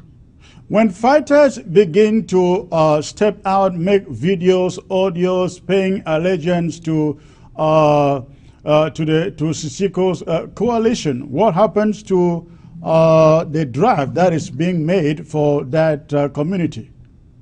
Does it go to them? What do you do? No, Sir Chris, let me tell you, there are two things that are happening. You can see right now. You can see even General Commando made a video threatening Ambazonians or threatening those in the diaspora. Everything that enters Momo must come through him. Yes, let me tell you, I watched that video and I thought it was quite bad. Yeah. My policy as the Secretary of State for Department of Self-Defense and Security is that I will not negotiate with the terrorists. Now, what is terrorism? I want to define this, Secretary Chris. The unlawful use of violence and intimidation, especially against civilians, in the pursuit of political political aims.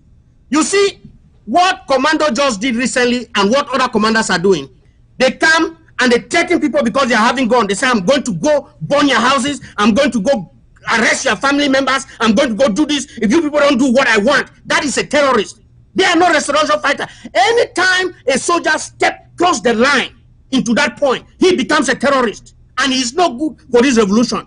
And I hope that the people of Momo will not fall for the trick of commando. I hope that they will not fall for the trick of commando. What we are advising the restoration forces is that rather than using weapons to terrorize people in the diaspora, they should know that this fight on ground zero is for them. Secretary Chris, tell me, you and I, we are here. If we don't do anything for the revolution, how is it going to affect us? It's not going to affect us. Everything that's we why are I doing, said the every sleepless ground night, zero bear the brunt of everything that happens in yes, this revolution. they bear the brunt. Whatever we are doing is to help ground zero. We are not getting any benefit from this.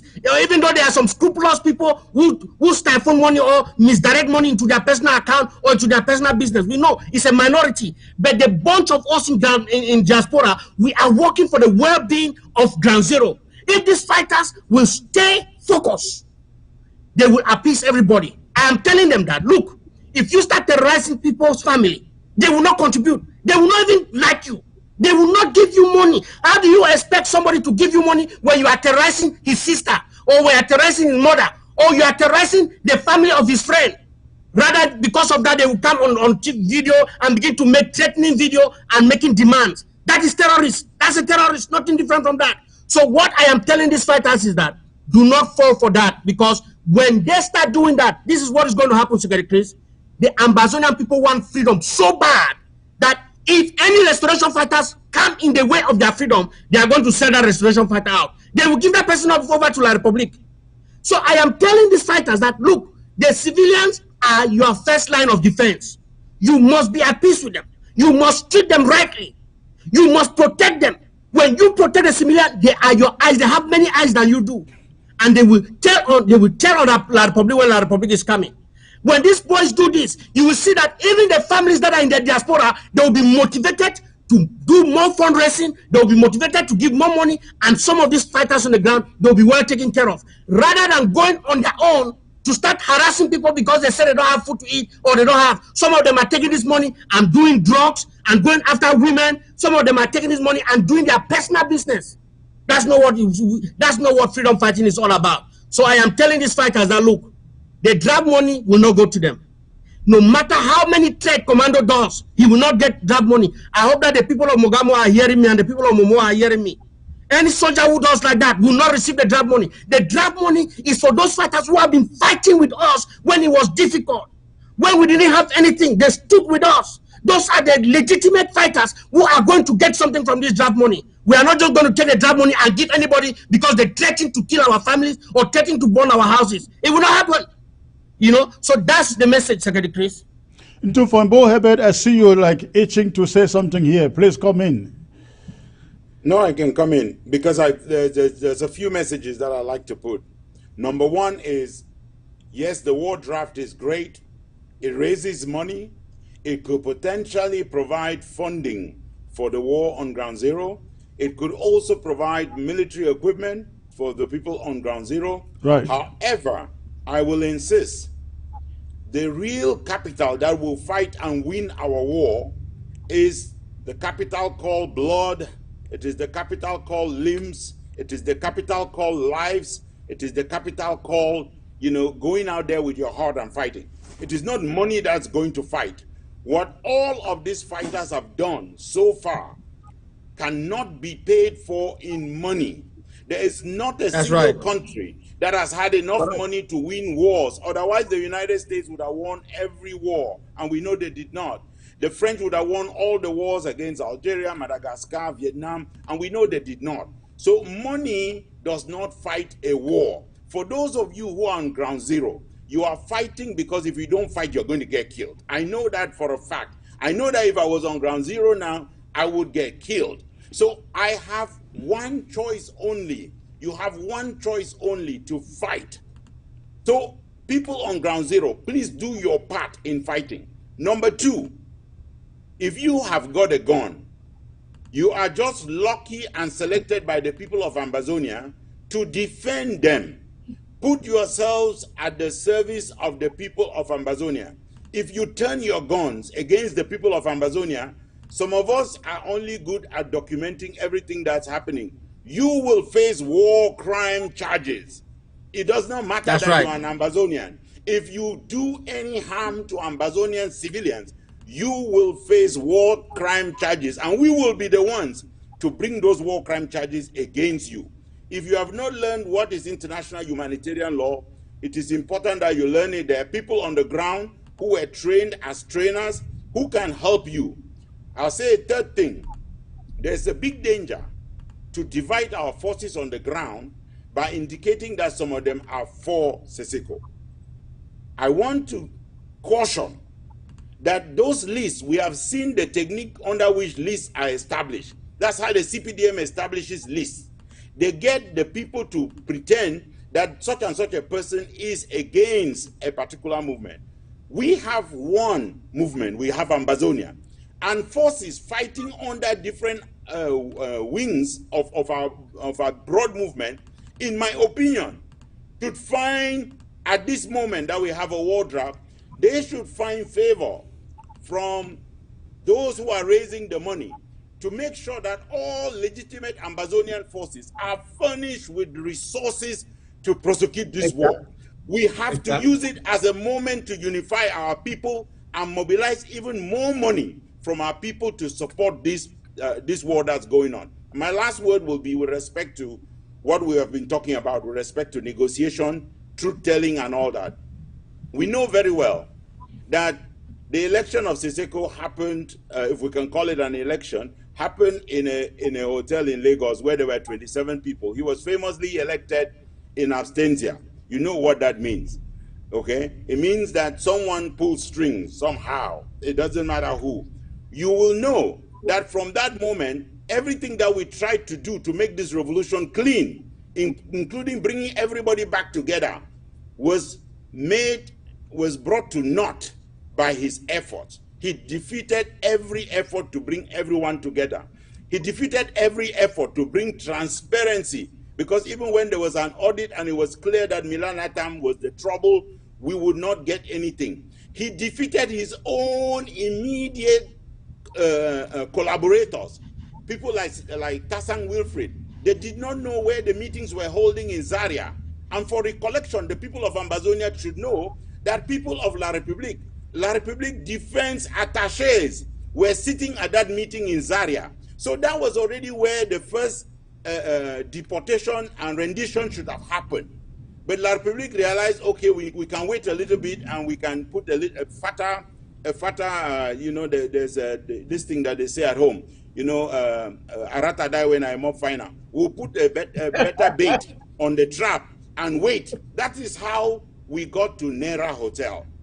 And right now, we are going now to the Archbishop's Parlor, and we are going to other secret places. We are talking with Ayola. Ayola famously, let me tell you this story. Famously, Ayola was one of the people he's the person who is working at the presidency of La République of Cameroon to prevent the negotiations supervised by the international community. And I can tell you why. Because Ayolo wanted us to direct communication to him, indicating that we were at the table. He wanted us to talk to him on the phone. We refused to talk to him on the phone. When was that, Tupfoy? We sent, that was shortly after we had done the deal in Switzerland. So we refused to talk to him on the phone, and we sent a letter, a written letter copied to the United Nations and the Swiss, indicating that we had indeed committed to the Swiss-led process. And he was shocked. He was asking us, you really committed? Because they did not want Ambazonians to commit. They did not believe that we were going to commit. They were hoping that we will refuse so that they can go out and say, well, they have refused any negotiated settlement. Now we have only a military solution to apply to them. But we got them. Right. And there's no way we are going to allow them to wiggle out. Right. Okay, Tumfoy, I get back to you again on a different subject, still part of the theme. You see, the coalition that Seseko is putting up out there, and I named them as the Ayabachos, the Fontem Nebas, the John Baakuros, the Makongos, and so on and so forth. And I have stated that these are not non-restorationists. They may say that they are, as Sisiko keeps on saying, he is for nothing else but an independent Ambazonian. I'd like you to look at that list. You know them just as I do. Tell me if I'm wrong to suggest that these are not restorationists. Look, there is something that is very clear to the people of Ambazonia. We are not going to win by fighting alone. And you cannot say that you are collaborating by not collaborating. If you say that concretely the people of Ambazonia will go forward by collaborating, you must show it by action. It means that you must work even with teams with which you disagree on policy and strategy, but with whom you agree on Ambazonia. If you cannot work with other people, if you think that you are the standalone do-it-all and you even proclaim it in speeches, you are not working for Ambazonia. Now, I don't want to go down the list itself because there are too many fine people there who are doing, in my opinion, a great job for their movements. The proof is that their people follow them. But the people of Ambazonia are showing very clearly that they are aligned with a particular system of moving our process forward. And one of that systems is to make sure today that if you are in Momo, when I drafted yesterday for Boyo, the purpose was I want the people of Boyo to be able to find the means, even if it's just to get fufu to eat, to find the means with which to sustain their lives while we continue this fight. And I believe that if we manage these resources properly, we can draft again next month, and we can draft again the month after that. We need to show our people that we can do this, and trying to funnel money home is going to be a waste of time, because our soldiers at home should look forward to what we have said we will put in place. America did not send money to people in Vietnam. They put together a program called the GI Bill. Under that bill, up to today, American soldiers, you can live in the United States, you are not going to expel a soldier from a house from rent. You are one of them. You know the benefits that come with it. You know the advantages. They are just huge. That is what Ambazonia should put in place. For everybody who has a gun in his hand today, who is fighting. For anybody who, when you come out of this war, we will make sure that you can retire to a life of peace because you fought a big war. And we will treat you like American heroes are treated, American heroes of war. That's right. The reason I am stressing this thing about hunger and about dealing with food and asking my mothers and sisters to please make sure that they supply food to the Ambazonian boys. Please make sure, because when I read up on the American Revolution, I found out with tears that George Washington was not afraid of his soldiers were not afraid of the guns. They were not being killed by the guns. They were not being killed by smallpox, which they had at the time. They were not being killed by the harsh winter, and they were fighting in winter without shoes. They were crossing the Delaware River without shoes. They were being killed by lack of food. Our war, and you can see La Republique, when you see them looting shops, it is because they don't even send them that they are sardine while they are in our territory. So our people can arrange, since La Republique likes to come and loot stuff, you should put them stuff that they can loot and eat and die. Okay? That's right. Supply proper food to our people. Get our people ready to fight this war. We are ready for La Republique. Barrister John, I pose the same question to you. Look at the membership of Sisiko Coalition, where you have people like Ayapo, Argo Bala, Makongo, and the rest. I mean, these were the people who rushed out telling us or trying to let us know, oh, what a great deal what a great meeting these guys had with La Republique du Cameroon officials. What do you make of that coalition? Dr. Sako yesterday calls it the coalition for surrender. Yes, I agree with Dr. Sako. That is a coalition for surrender. And what surprises me is the fact that you have people like Ayapo on that list. For the rest, they are all federalists. And Ayapo has been a federalist before he started talking, he started drifting towards us. But he has gone back to where he started. My senior Justice Ayapo, how can you after you have paid a price, how can you, as honorable as you are, to belong to that list? How can you be talking about prisoners negotiating on behalf of we free men, including you? We were thinking about Justice Ayapor forming the core of the judicial to negotiate this matter in Geneva. For him to have made that statement, it was on Facebook, it was all over the place, supporting Siseko Ayukabe for meeting with La Republique in Camera, for talking to Ayolo, meeting with the Archbishop in the Archbishop's house, meeting in secret places in Yaoundé, and Justice Ayapor would be part of that. I find that really, really disturbing. And from the fact that he made that statement and the fact that he belongs to that group, he is no longer fighting for Ambazonia. So therefore, he cannot make the team of negotiators for Ambazonia. But I mean, we need committed Ambazonians to fight on the battleground, to fight in the negotiating table like my brother Bo Herbert is doing, to fight for us to have a negotiated settlement internationally. We did not lose 18,000 to 20,000 of our children to go and start talking in La Republique in some obscure rooms in Yaoundé. We are putting the matter in international negotiation because we are a state, even though they have not been recognized. We are a people. And if Siseko is negotiating in Yaoundé, it means he has carefully told Yaoundé, we are part of La Republique of Cameroon. We are one Cameroon. And Ayapor is falling for that. It's unfortunate. All the other people around this are all federalists. And federalists are those who are known to belong to the one Cameroon agenda.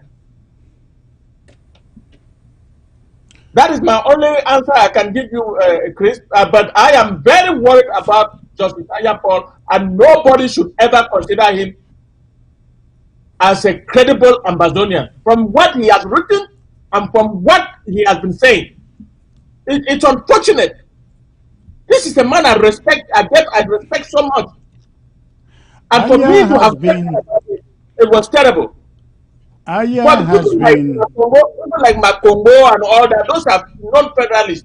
Makongo can run to New York and run all over the place and come and tell you that I am in touch with people in the State Department, I am doing this, I am doing that. Bo, you're laughing. You should know that that is a lie. No, I need to come in here. Comrade Chris. You know what we have been doing. You know what we're working on. So Comrade these people are people of steady characters. No. Let me allow him to get in there because he is dying to say something there. Yes, I mean, I didn't go into the characters because, you know, their picture is not very, but I'll paint it right now. So you take Justice Aya. Justice Aya, when he was elected the SCNC leader in Kumba, he said he cannot join that thing. He said he was gunning for the top pay in La Republique, and that was the only thing he wanted. He was talking about his retirement. When they told you that they arrested Justice Aya, they arrested him and put him in a cell supervised by his classmate in Manao Bay. Okay? Your classmate and your friend does not supervise your cell and mistreat you. So Justice Aya pretended all kinds of things were happening to him. Nothing was happening to Justice Aya. He was fixing his bread. Okay, and remember when he came out of prison, he famously wrote an article complaining that his wife could not drive the car to go and buy fresh fish. This is a man who is worried about his comfort. This is a man who was invited to the Swiss-led negotiations along with Abdul Karim Ali. We appreciated his expertise, kind of, but we found out that he did not have the courage to come and join us there because all of that law that he says he's preaching is law according to the CPDM. Justice Aya Paul Abine famously designated himself a long time ago to be the chief negotiator for us. In that time, he was talking about the Anglophone stuff. Justice Aya does not have one piece of paper where he has ever written anything against La Republic except to claim that his money is not available. That is the only thing this man has ever done, including, of course, running for the presidency, knowing that the only purpose was to destroy the votes that were coming into the SDF.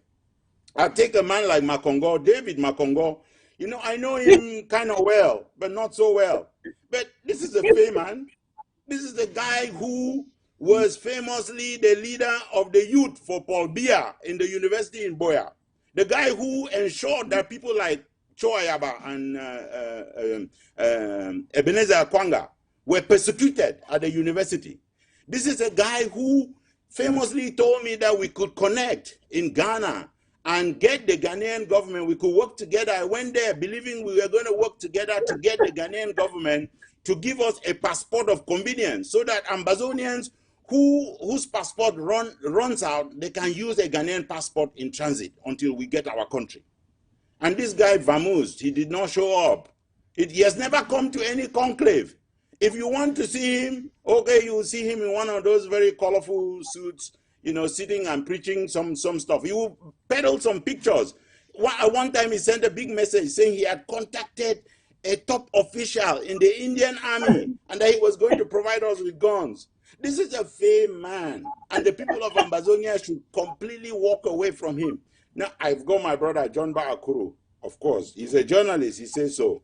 Let me believe him. When he went to journalism school, I was already gone. It's not for lack of respect that I'm saying it. The only thing is that I know that if you were a journalist and you were committed to this cause, you would commit it to paper. Our people would have read you. Our people would have heard you on radio and on TV, condemning this regime and fighting for our people. I don't have any recollection of John Baakuru doing such a thing.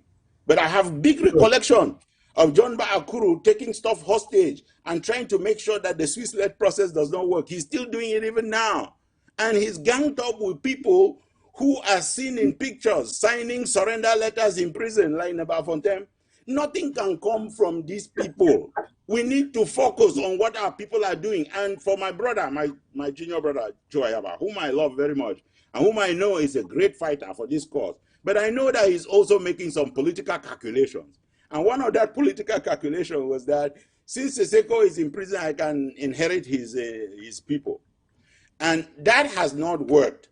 The real thing here, Joe Ayaba, is that you belong with the real fighters in this revolution, and you will take your place by collaborating.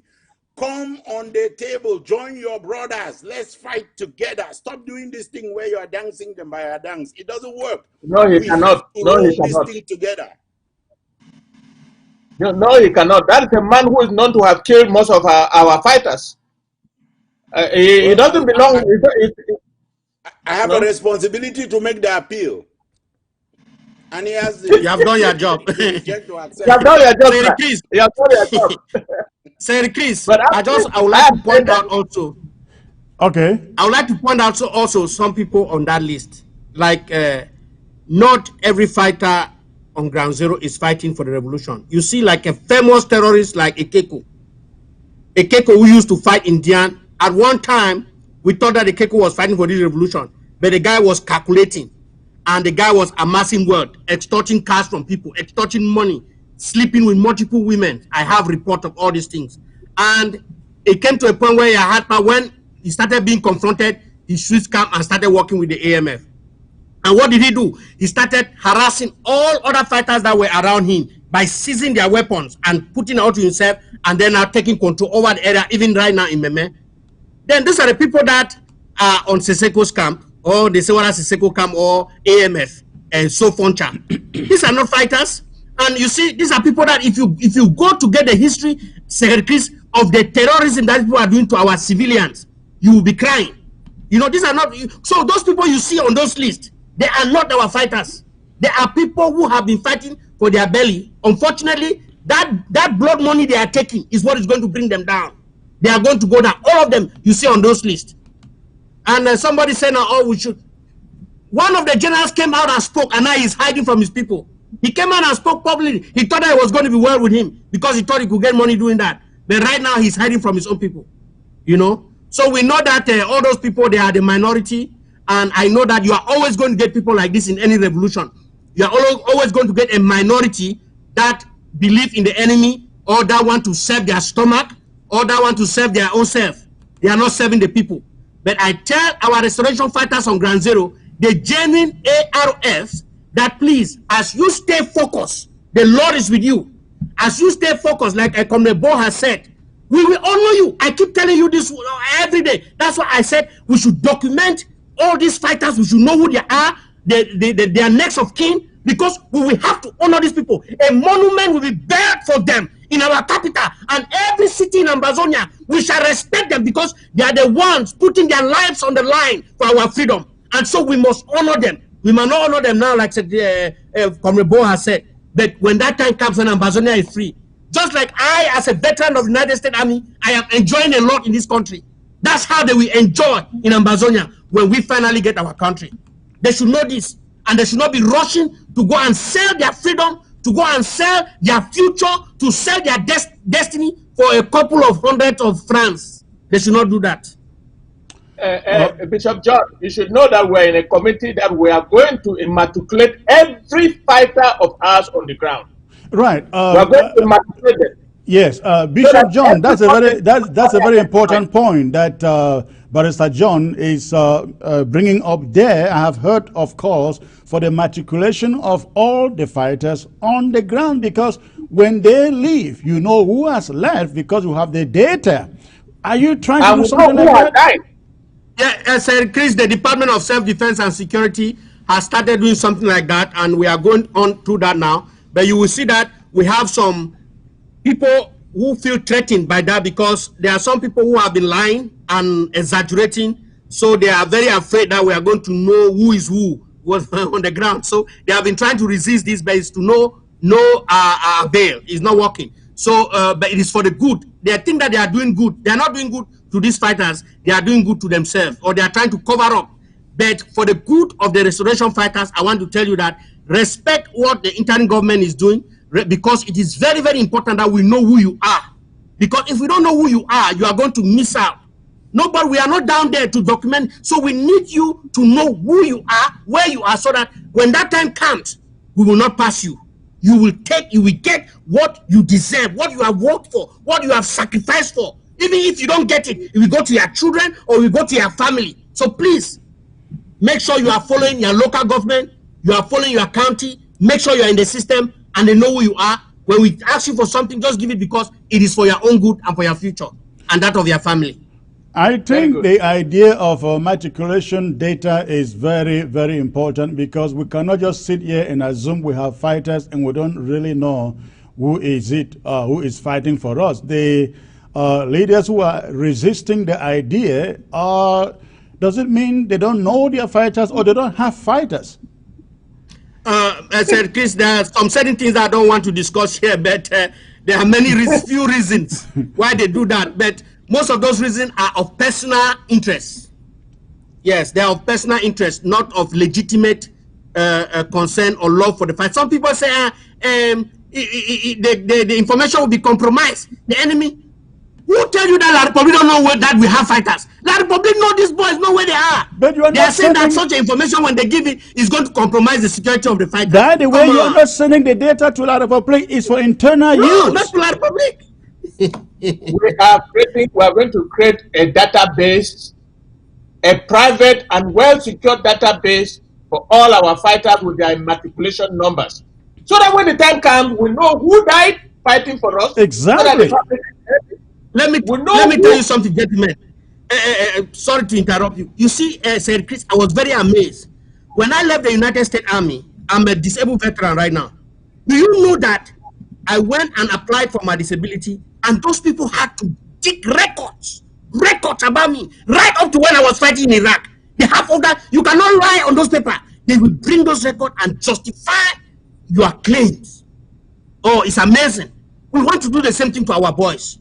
We want to do the same thing for these restoration fighters who are putting their lives on the line Secretary, do you know that there are benefits that my children enjoyed? My wife enjoyed because she was a veteran's wife. I know you guys. You got a lot of privileges out there. I'm telling you, a lot of benefits, Secretary Chris. We want to give that same thing to our boys, and we need them to line up for justice, for what is right, and let them hang on to what belongs to them. It is the freedom of Ambazonia. It will make them great. All right. Thank you. I'd like us to address Ground Zero now in Tumfon, because, again, as I said in my monologue, if this thing fails, Ground Zero suffers the most. All of us seated here, we are here in the diaspora. We're really not going to lose anything if this war does not lead to an independent Ambazonia. What message would you like Ground Zero? What message would you like Ground Zero to get from what is being built up in Yaoundé between this coalition and La République du Cameroon? I mean, my first message, Secretary Chris, will be that the word "if" does not exist. It does not exist in the Ambazonian equation. There is no if. It is only when we get our restoration, which is at this point, because we have already obtained it. It's only recognition that we are looking for now. It's recognition from the world. And the people of Ambazonia, before you are too impatient with what you are doing, please appreciate the fact that when the U.S. proclaimed its independence in 1776, in 1781, they were still fighting battles. The Battle of Yorktown, which we gave them the victory over the British, and finally the Redcoats withdrew and America could claim its independence. That battle was in 1781. In the meantime, in 1778, the Kingdom of Morocco had already recognized the United States. And they went for the Kingdom of Morocco because no country was recognizing them. So this issue of no country recognizing you, it happens to everybody, even to the mighty. So relax. Don't be worried. The world is looking at what we are doing, and they are asking themselves, are these people of Ambazonia serious? Because we have seen them ride a roller coaster before, where they have said, well, if we take federalism. So they're asking themselves, is this one now for real? And the people of Ambazonia, the ones who are truly committed to this thing, will recognize that you can never get anything close to independence by sitting and talking to La République anywhere in La République or anywhere outside of La République, anywhere where you are not equal party to the negotiation and where you have the United Nations at the table. Let me put a proposition to the people of Ambazonia. What the world told La République and Southern Cameroons in 1961 was for us to go to an international negotiation. What happened in Fumban was not an international negotiation. They told us that we were going to that international negotiation, that the British were going to be there and the UN was going to be there to help strike a deal between us. That is the negotiation that did not happen because La République took advantage the same way they want to take advantage now. And the French supported them. So we are back to square one. And the international community recognizing their fault, remember they will not come out and apologize. Recognizing their fault, they very quickly jumped in support of the Swiss-led negotiations. We need to give them the opportunity to make right by the people of Ambazonia, by all rallying at that negotiating table. When we rally at the negotiation table, it does not mean that we accept the outcome. It means that we go in there to obtain our outcome. If they give us less than we want, we will walk away from the negotiation. So you cannot sit there and say, you know, we don't have a negotiation, but I'm going to create one and I'm going to get the UN to make resolutions and I'm going to bring the Norwegians. And by the way, do you know that Basque country can give us independence? This is all fiction. It doesn't come together. People of Ambazonia on ground zero, your job is to continue to do what you are doing now. And the biggest thing you are doing is not whether you are fighting or you are winning. It is that you are resisting and you are not giving up. These are the two most important things you are doing. Never ever give up. You know when children go out in a courtyard and a bully beats a small boy, and the boy knows that it was out of injustice. You have seen that kind of small boy who hangs on to the bully. They have beaten him to pulp, but he will not leave it. You'll kill me today. That is what Ambazonia must be.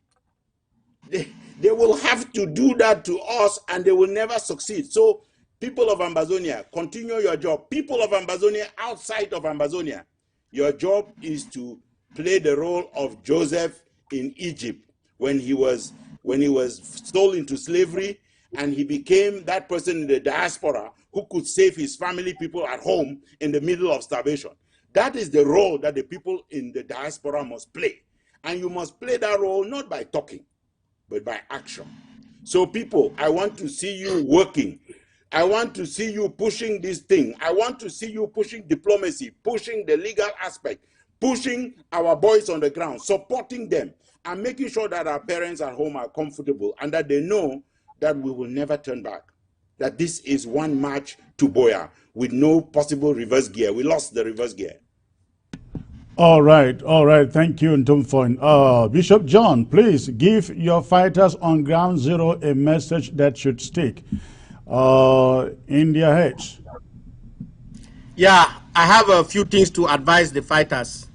Number one, the war for Ambazonia has only one outcome, and that outcome is victory. We have already won. La Republic is playing a delaying tactics. That's all they are doing. It is not going to change the outcome of this war. They called the war on us, and they brought this on us, thinking that it was going to last for 2 weeks. It is going for years. So the only thing they have now is to give up, surrender, and let's take it. So, but what I want to tell our restoration fighters, know that the civilians are your friends. The people of Ambazonia as your friend, just like Comrade Bo was saying, they are the one to give you food. They are your eyes and ears where you are not. So please, don't start taking things from them by force. Don't force them to give you money or to give you anything. If you ask, it is not, just go at peace. Do everything to protect them. When you protect them, they will look after you. I also want to tell these people of Ambazonia these restoration fighters. Let me tell you, let me just tell you the outcome of this harassment. When you harass somebody's father or somebody's mother, what happens is that person will be angry and they are going to cry. And when they cry, they are going to say that, oh, this is the freedom I was thinking about. This is not freedom. It's better La Republic than you. And they will turn you over to La Republic, and La Republic will kill you because they are not there to protect you or to tell you that La Republic is coming for you to run away. Number two, when you do this, you are going to provoke or make their people who are in the diaspora to be hungry. To be angry. Maybe friends or relatives. There's a many connection. And these people will not be happy to send their money to you or to your local government because they feel like they have given you money and you are taking that money and terrorizing the people. So don't do that. But if you are standing for the revolution, even if like Kemobe was saying here, you are like the American army. They were starving, but they did not give up the fight. I am telling you that the Ambazonia people will rise up for you. I've seen communities where the people have risen in support of the restoration fighters, making sure they have food, making sure they have. In fact, we have a lot of restoration fighters on the ground that have been supported by their community because of the way they are taking care of their community. So I'm telling the restoration fighters to take care of the community. Now, let me tell them also one thing about this ceasefire. This ceasefire is a means to cut short your life. The ceasefire has nothing. La Republic has seen that they don't want to come to the international community or to the international the negotiation table. What they want to do is they want to make a fake ceasefire.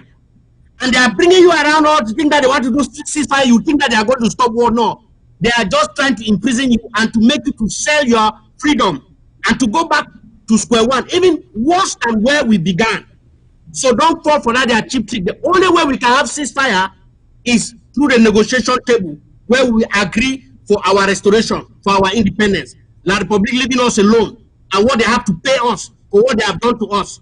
That's the only thing we are expecting. So don't fall for any stupid person who is saying that there's a ceasefire. There's no ceasefire. Did we call a war? We didn't call any war. People left their country, came, invaded our country, terrorizing our people.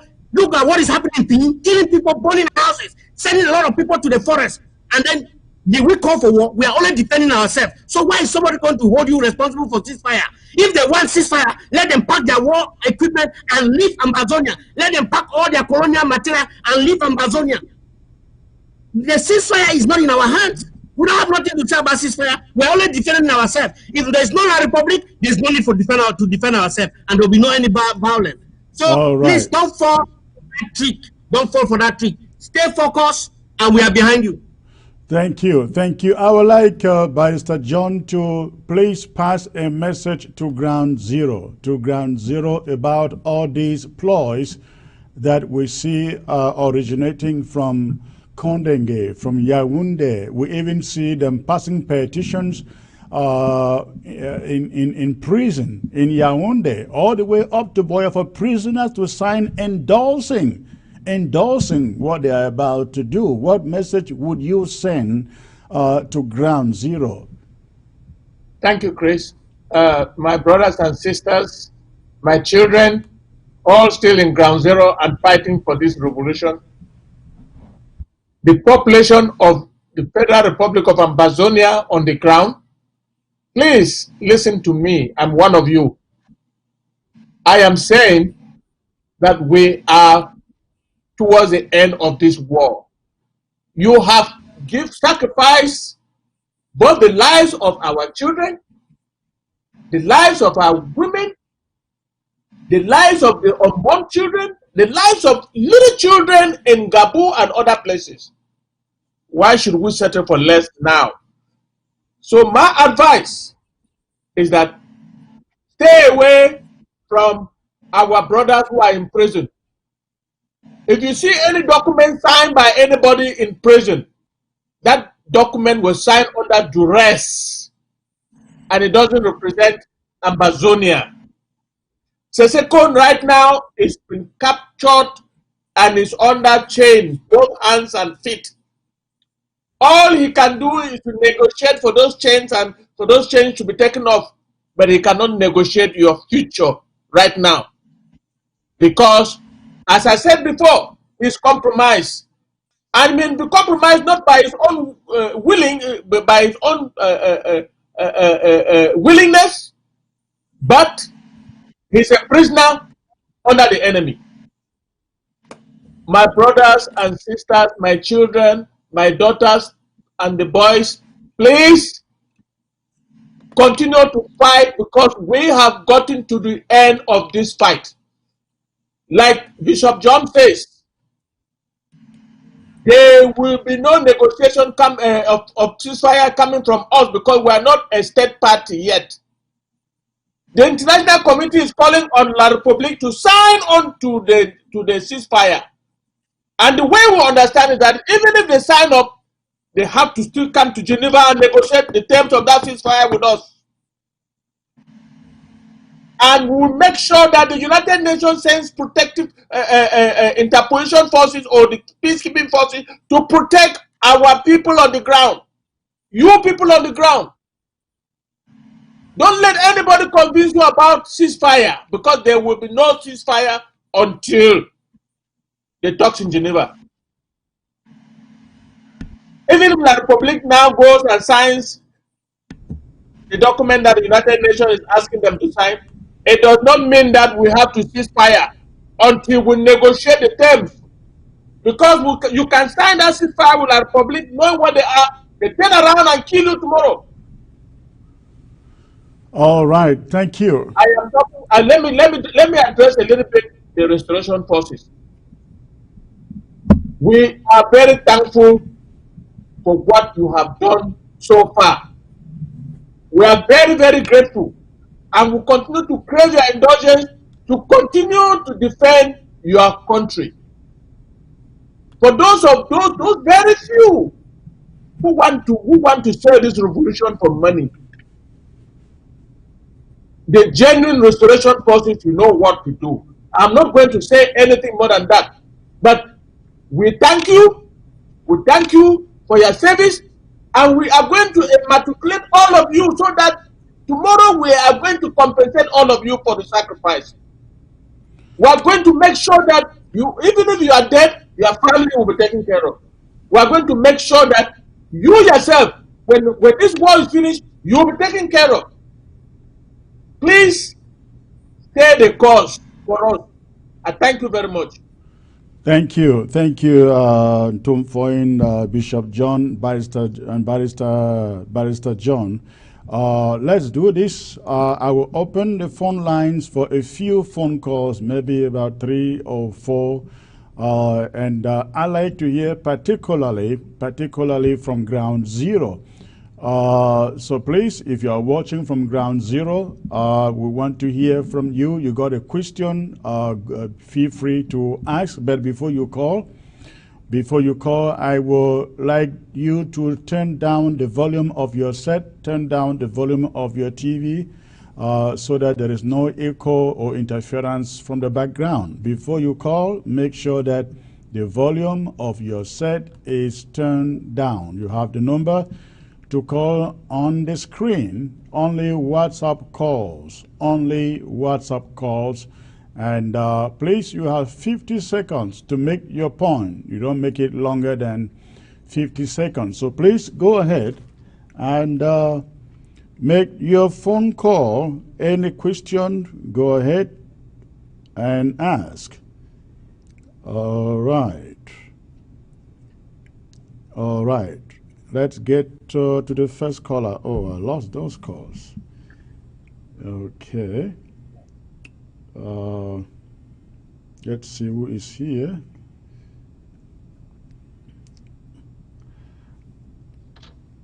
Hello, Mr. UN, sir. Thank you, Secretary Chris and Pabo Ebed, Barrister Fu Johnson, and Bishop John for the good job that you guys are doing to, educate our people back home. So I just want to say this thing to the fighters. If you look carefully, the 4 points that Ayutabe put out there, they did not guarantee the safety, the lives of all the fighters. So that one is just a non-event. And again, the ceasefire that United Nations is calling for is for the United Nations member countries. We are not yet a member country of the United Nations.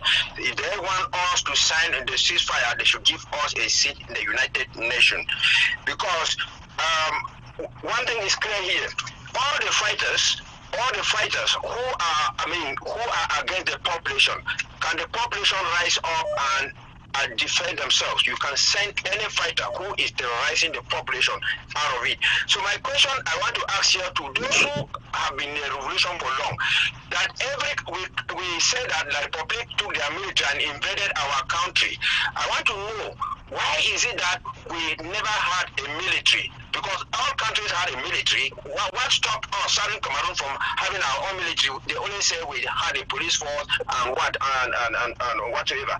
And then I want Ambassador to know that 5 months ago, Irima went to Switzerland and asked the Swiss government to block Paul Biya to go to Switzerland. And then, how can the same Irima be talking of trying to free Amazonia when he is blocking Paul Biya, giving Paul Biya an excuse to go out for an internationally negotiated settlement? So those are the few things I wanted to ask. Thank you so much. All right, thank you. I will let the panel to take the question. I think he asked, how come that Amazonia, the former Southern Cameroons, never had an army? And I think this other one goes to Bishop John. Why can't the community rise up against the army that is tormenting the population? Let me start with Tumfoy. Well, with respect to the absence of the army, remember what was happening. We were going through decolonization. Under a colonized situation, you have the army of the occupier. In this case, it was the British Army that was in place. So when they are in place, they don't allow you to have an army. They allow you to have a police force. That's the same way where they did not allow us to deal with issues of foreign affairs, because those issues of foreign affairs were dealt with by Britain directly. They also did not allow us to have a constitution, because the order in council was really subordinate to the crown, to the Commonwealth. But the issues of the military, they did not work at the end because, again, the French shortcut the way. The French, after campaigning on the floor of the United Nations in April 1961 to prevent us from getting independence, now determined that we will become two states equal in status without equality in status. And that basically meant they did away with our own currency, they did away with our parliament eventually, they did away with our government, and they made us, two regions of their so-called, somebody's called them S-hole countries. But they tried to make us into a part of their country. That's why the army didn't appear. But it's not late today, because let's say the people of Ambazonia have given proof that we wanted in goodwill to get things to happen. We can now say with all proof that they cannot work and that we need to walk away. I will stop there because I think Bishop John is more equipped to answer the other question. Yes, Bishop John, please go on. 1 minute. Okay, I want to say that actually, Secretary Chris, some communities have actually risen against these terrorists. With one community, like we have instances in Bui, we have instances in Mautu, in Fako, where they had to rose against a fighter, and the Ambazonia people have to do this. They have to do this. We have been calling on them. Look, if a fighter comes terrorizing the community, don't just leave it. Don't call our public. Rise up. These are enemies, because you cannot leave somebody who is your son and then you go and bring an enemy over your son. No, just rise up, organize yourself, and rise up against the people. And I want to tell every Ambazonia person to get a weapon. Get a weapon. Get something, a weapon to defend yourself from La Republic or from terrorists. And take the advice that I think is my boss here gave.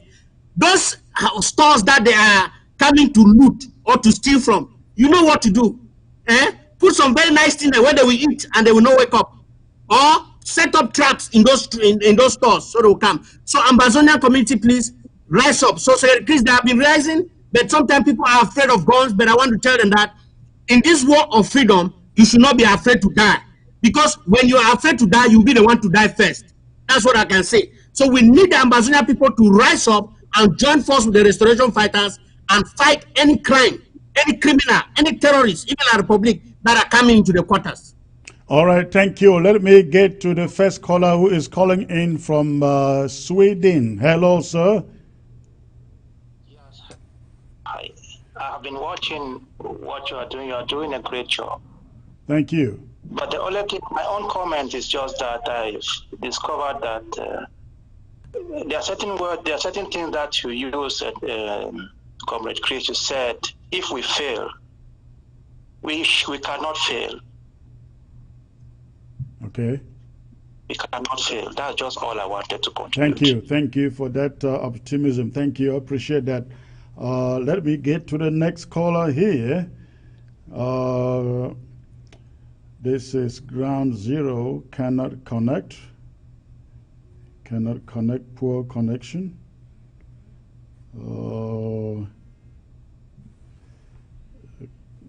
Okay. Hello, sir.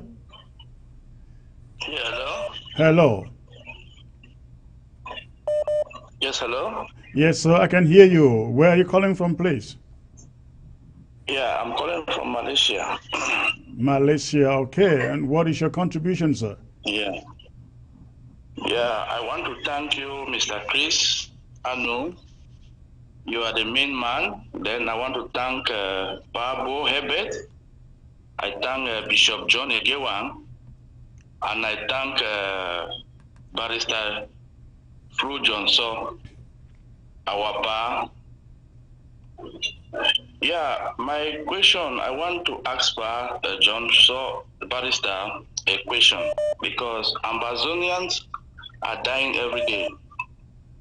And one of the biggest confusion coming from the number of people who are dying today is because of what Seseko went to Nera Hotel to do. Ambazonians don't know. And he, as an individual, until now, has not been able to tell, even those he's suffering with in jail together, he has not been able to tell them anything.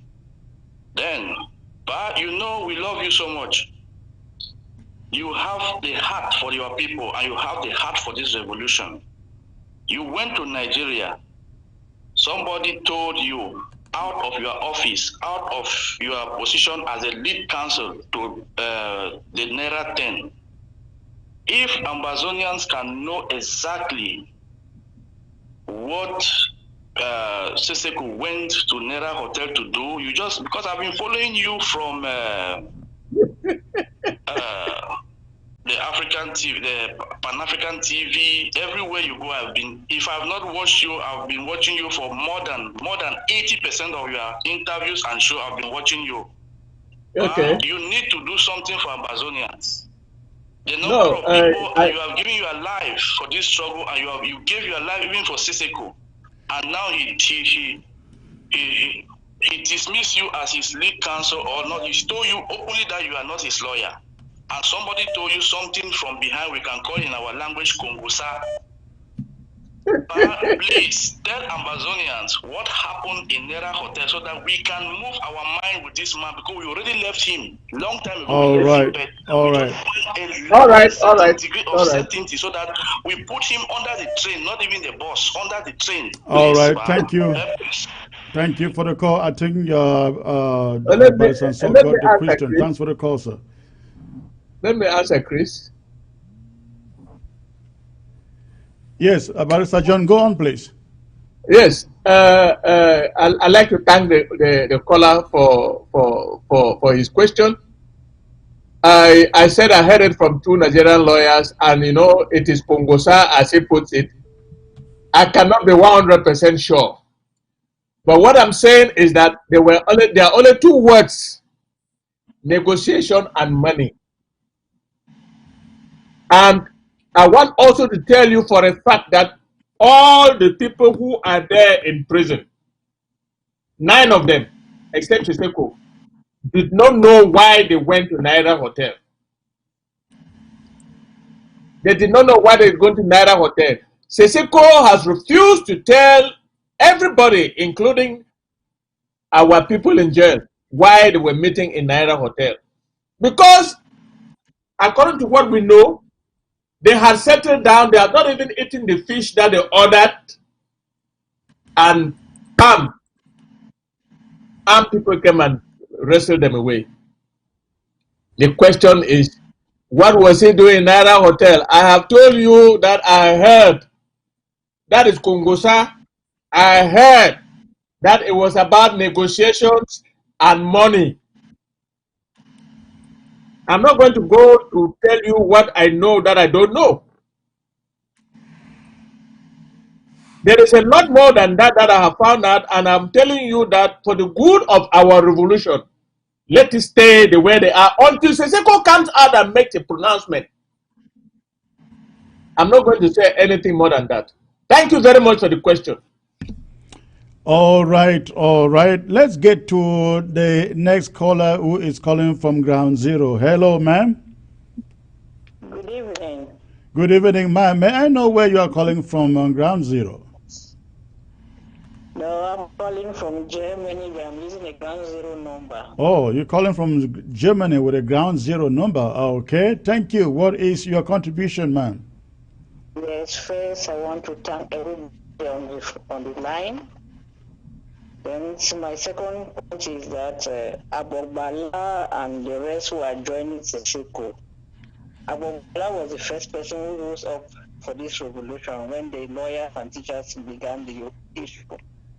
But I cannot understand whether he has conscience about the people who have died in Ground Zero, that is joining Seseko, who is in the prison. And from what I know, behind bars, you cannot rule the country. You have to leave the people who are free to help you to come out from behind bars. Then secondly, what with the FDAs and everything, I think that what we are drafting, we should fund the boys down there to have what to eat and to support them with families so they cannot be convinced by public people with their blood money that they are going to convince the generals not to fight the war again, because some people, I know us human beings, when we see money, we are hungry to make money, and some people are convinced to take that money and then don't fight for the of our people.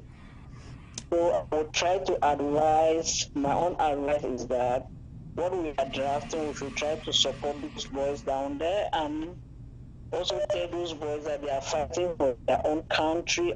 If the country is independent tomorrow, all of them will profit and they will live a free life, freedom of speech and everything that they will profit.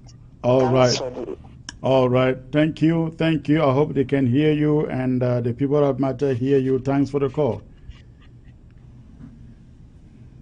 All right, ladies and gentlemen, there is somebody who is calling from ground zero that he is a general. I really like to take his call. Let me see, I can take that call before we call it a day.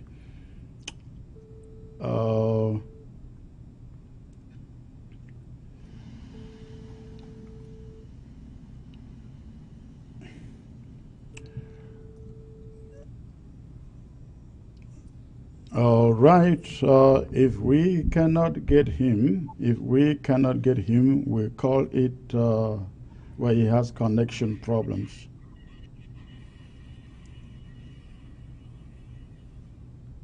He has connection problems. Let's take this other last caller. Hello, sir. Hello. Yeah, hello, I'm calling from Equatorial Guinea. You are calling from Equatorial Guinea. Yeah, we are really would enjoy ABC here in Equatorial Guinea so much. So we encourage Funa for the good work people are doing. Okay. Thank you. Thank you. Do you have any other question? Yes, I just want to encourage you people for what people are doing. In fact, we are so hungry to go back home to enjoy our new country. All right. You guys should remain resilient and persevering to the end. There is no option. We will take back our country. Thank you for the call. All right. Hello, sir. Hello. Hello. Hello, sir. Good evening. May I know where you're calling from, please? I'm calling from Maryland, Mr. Dick Fro. Okay, and what is your contribution, sir, or question? This is my first time of calling. I'm the son of the soil of Apakwa Bamenda. Okay. I want to first appreciate my namesake, Barrister Fro. Okay. I want to also appreciate Mr. Bo Herbert. Okay. And I also want to appreciate our other guests. Yes. And you in particular, Mr. Chris Anu.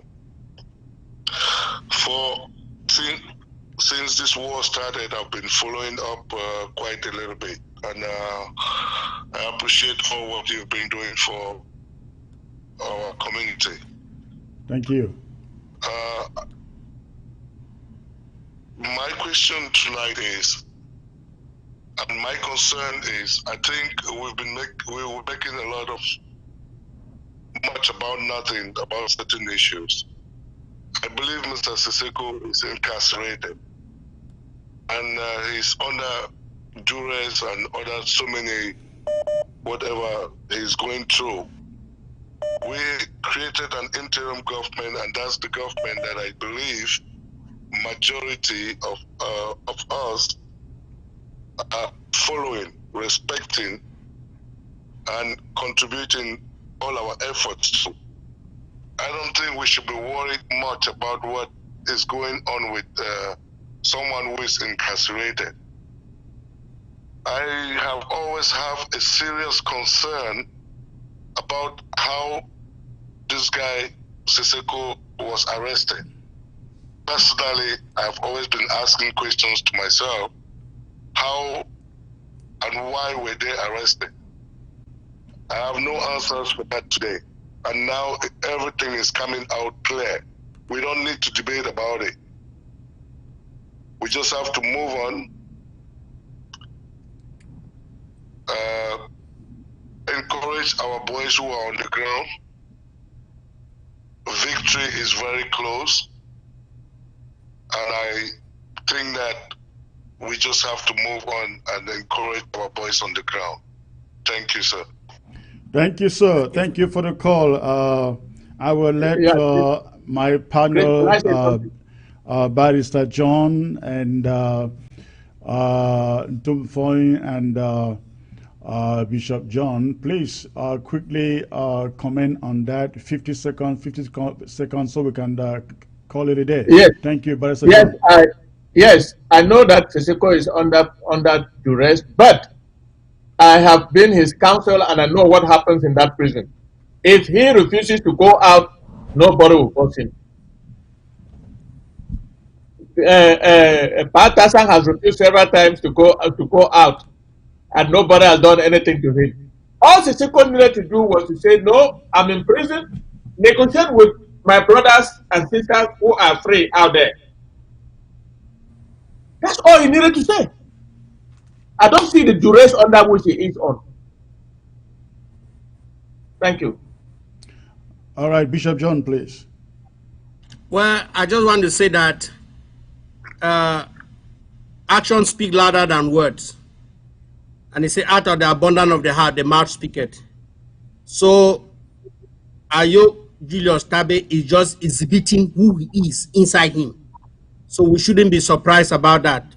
So goes with any other person. So to come and say that it is duress, he's not the first person to ever go to prison during a revolution.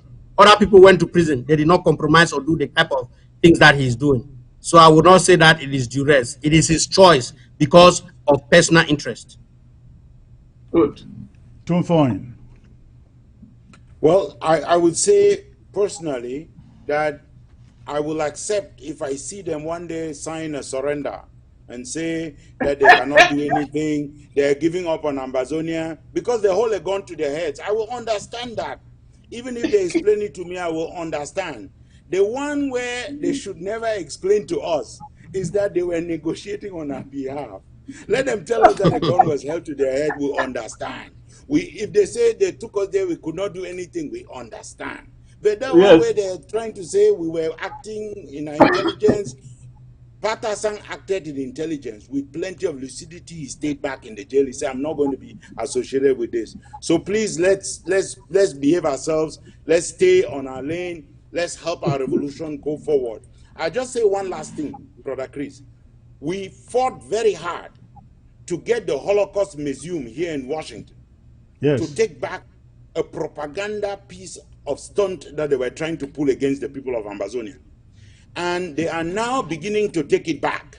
Yeah, and do you know that they are actually now trying to see if they can return La Republique to Cameroon's money that they collected? Absolutely. They felt the heat. I want people of Ambazonia to celebrate this victory. They felt the heat coming from the people of Ambazonia, and they are backing down. They have realized from the documentation that we have sent to them that indeed there's a genocide going on there and that they cannot try it. But on the same day that they're beginning to back down, there's another institution in Washington which is rearing its ugly head. It is called the Brookings Institution. And today they issued a rubbish report talking about democratization of Cameroon and decentralization. I call on the people of Ambazonia to make sure that Brookings Institution will hear from you. They are also funded by taxpayers. We will follow the same strategy because they cannot take La Republique money. My goodness, I'm so heated up that I'm eating my words. But they cannot take La Republique's money and try and play with our people's blood. So people, watch out on Twitter, go out after the Brookings Institution. If they don't reverse course, we are going to go after their pocket. We are going to make sure that Congress will take away their money. Thank you. You know, I have not learned about that. What I learned yesterday is that the Holocaust Museum, they're now retracting on their story after our people stormed them on Twitter, and they are actually about returning La République du Cameroon's donation that they accepted in January. That is really what we want. That is really what we want. They should give that money to Ambazonia plus interest.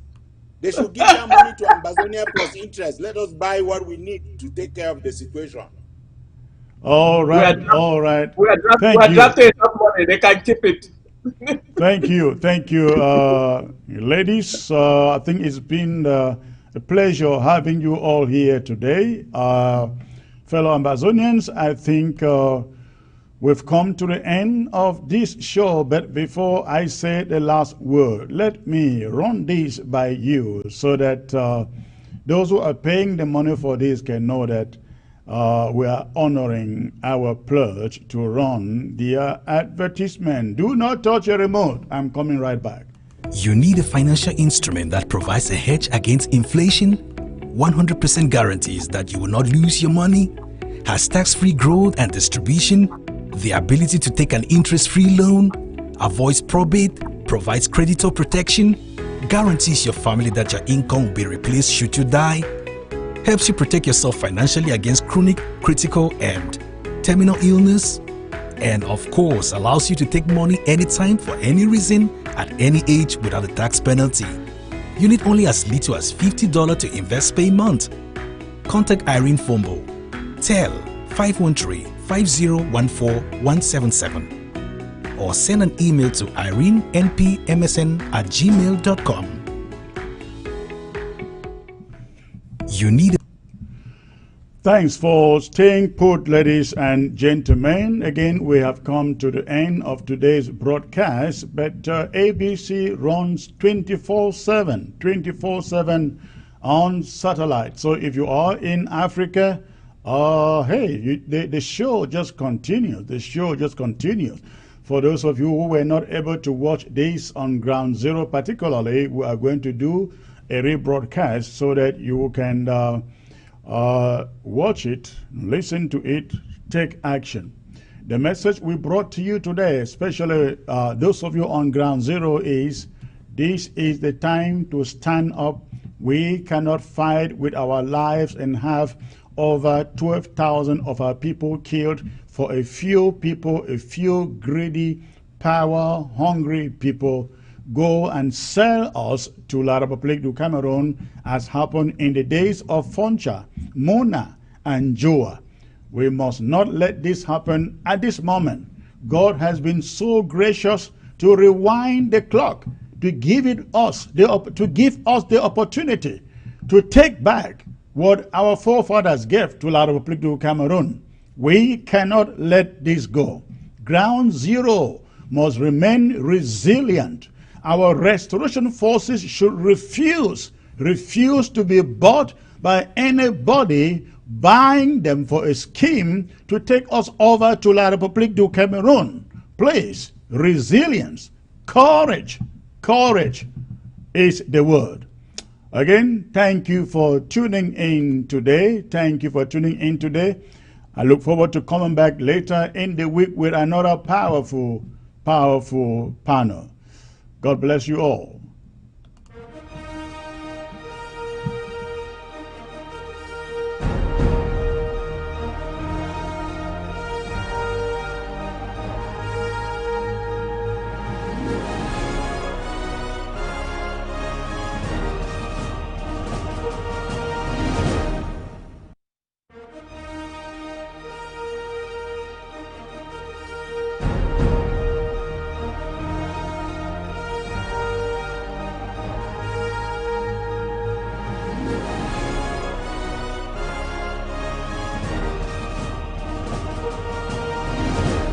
You need a financial instrument that provides a hedge against inflation, 100% guarantees that you will not lose your money, has tax-free growth and distribution, the ability to take an interest-free loan, avoids probate, provides creditor protection, guarantees your family that your income will be replaced should you die, helps you protect yourself financially against chronic, critical, and terminal illness, and of course allows you to take money anytime for any reason at any age without a tax penalty.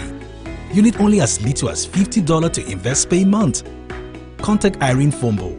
Tell 5014-177 or send an email to irenenpmsn@gmail.com. Malachi the second. The Odin. Power. Aruja.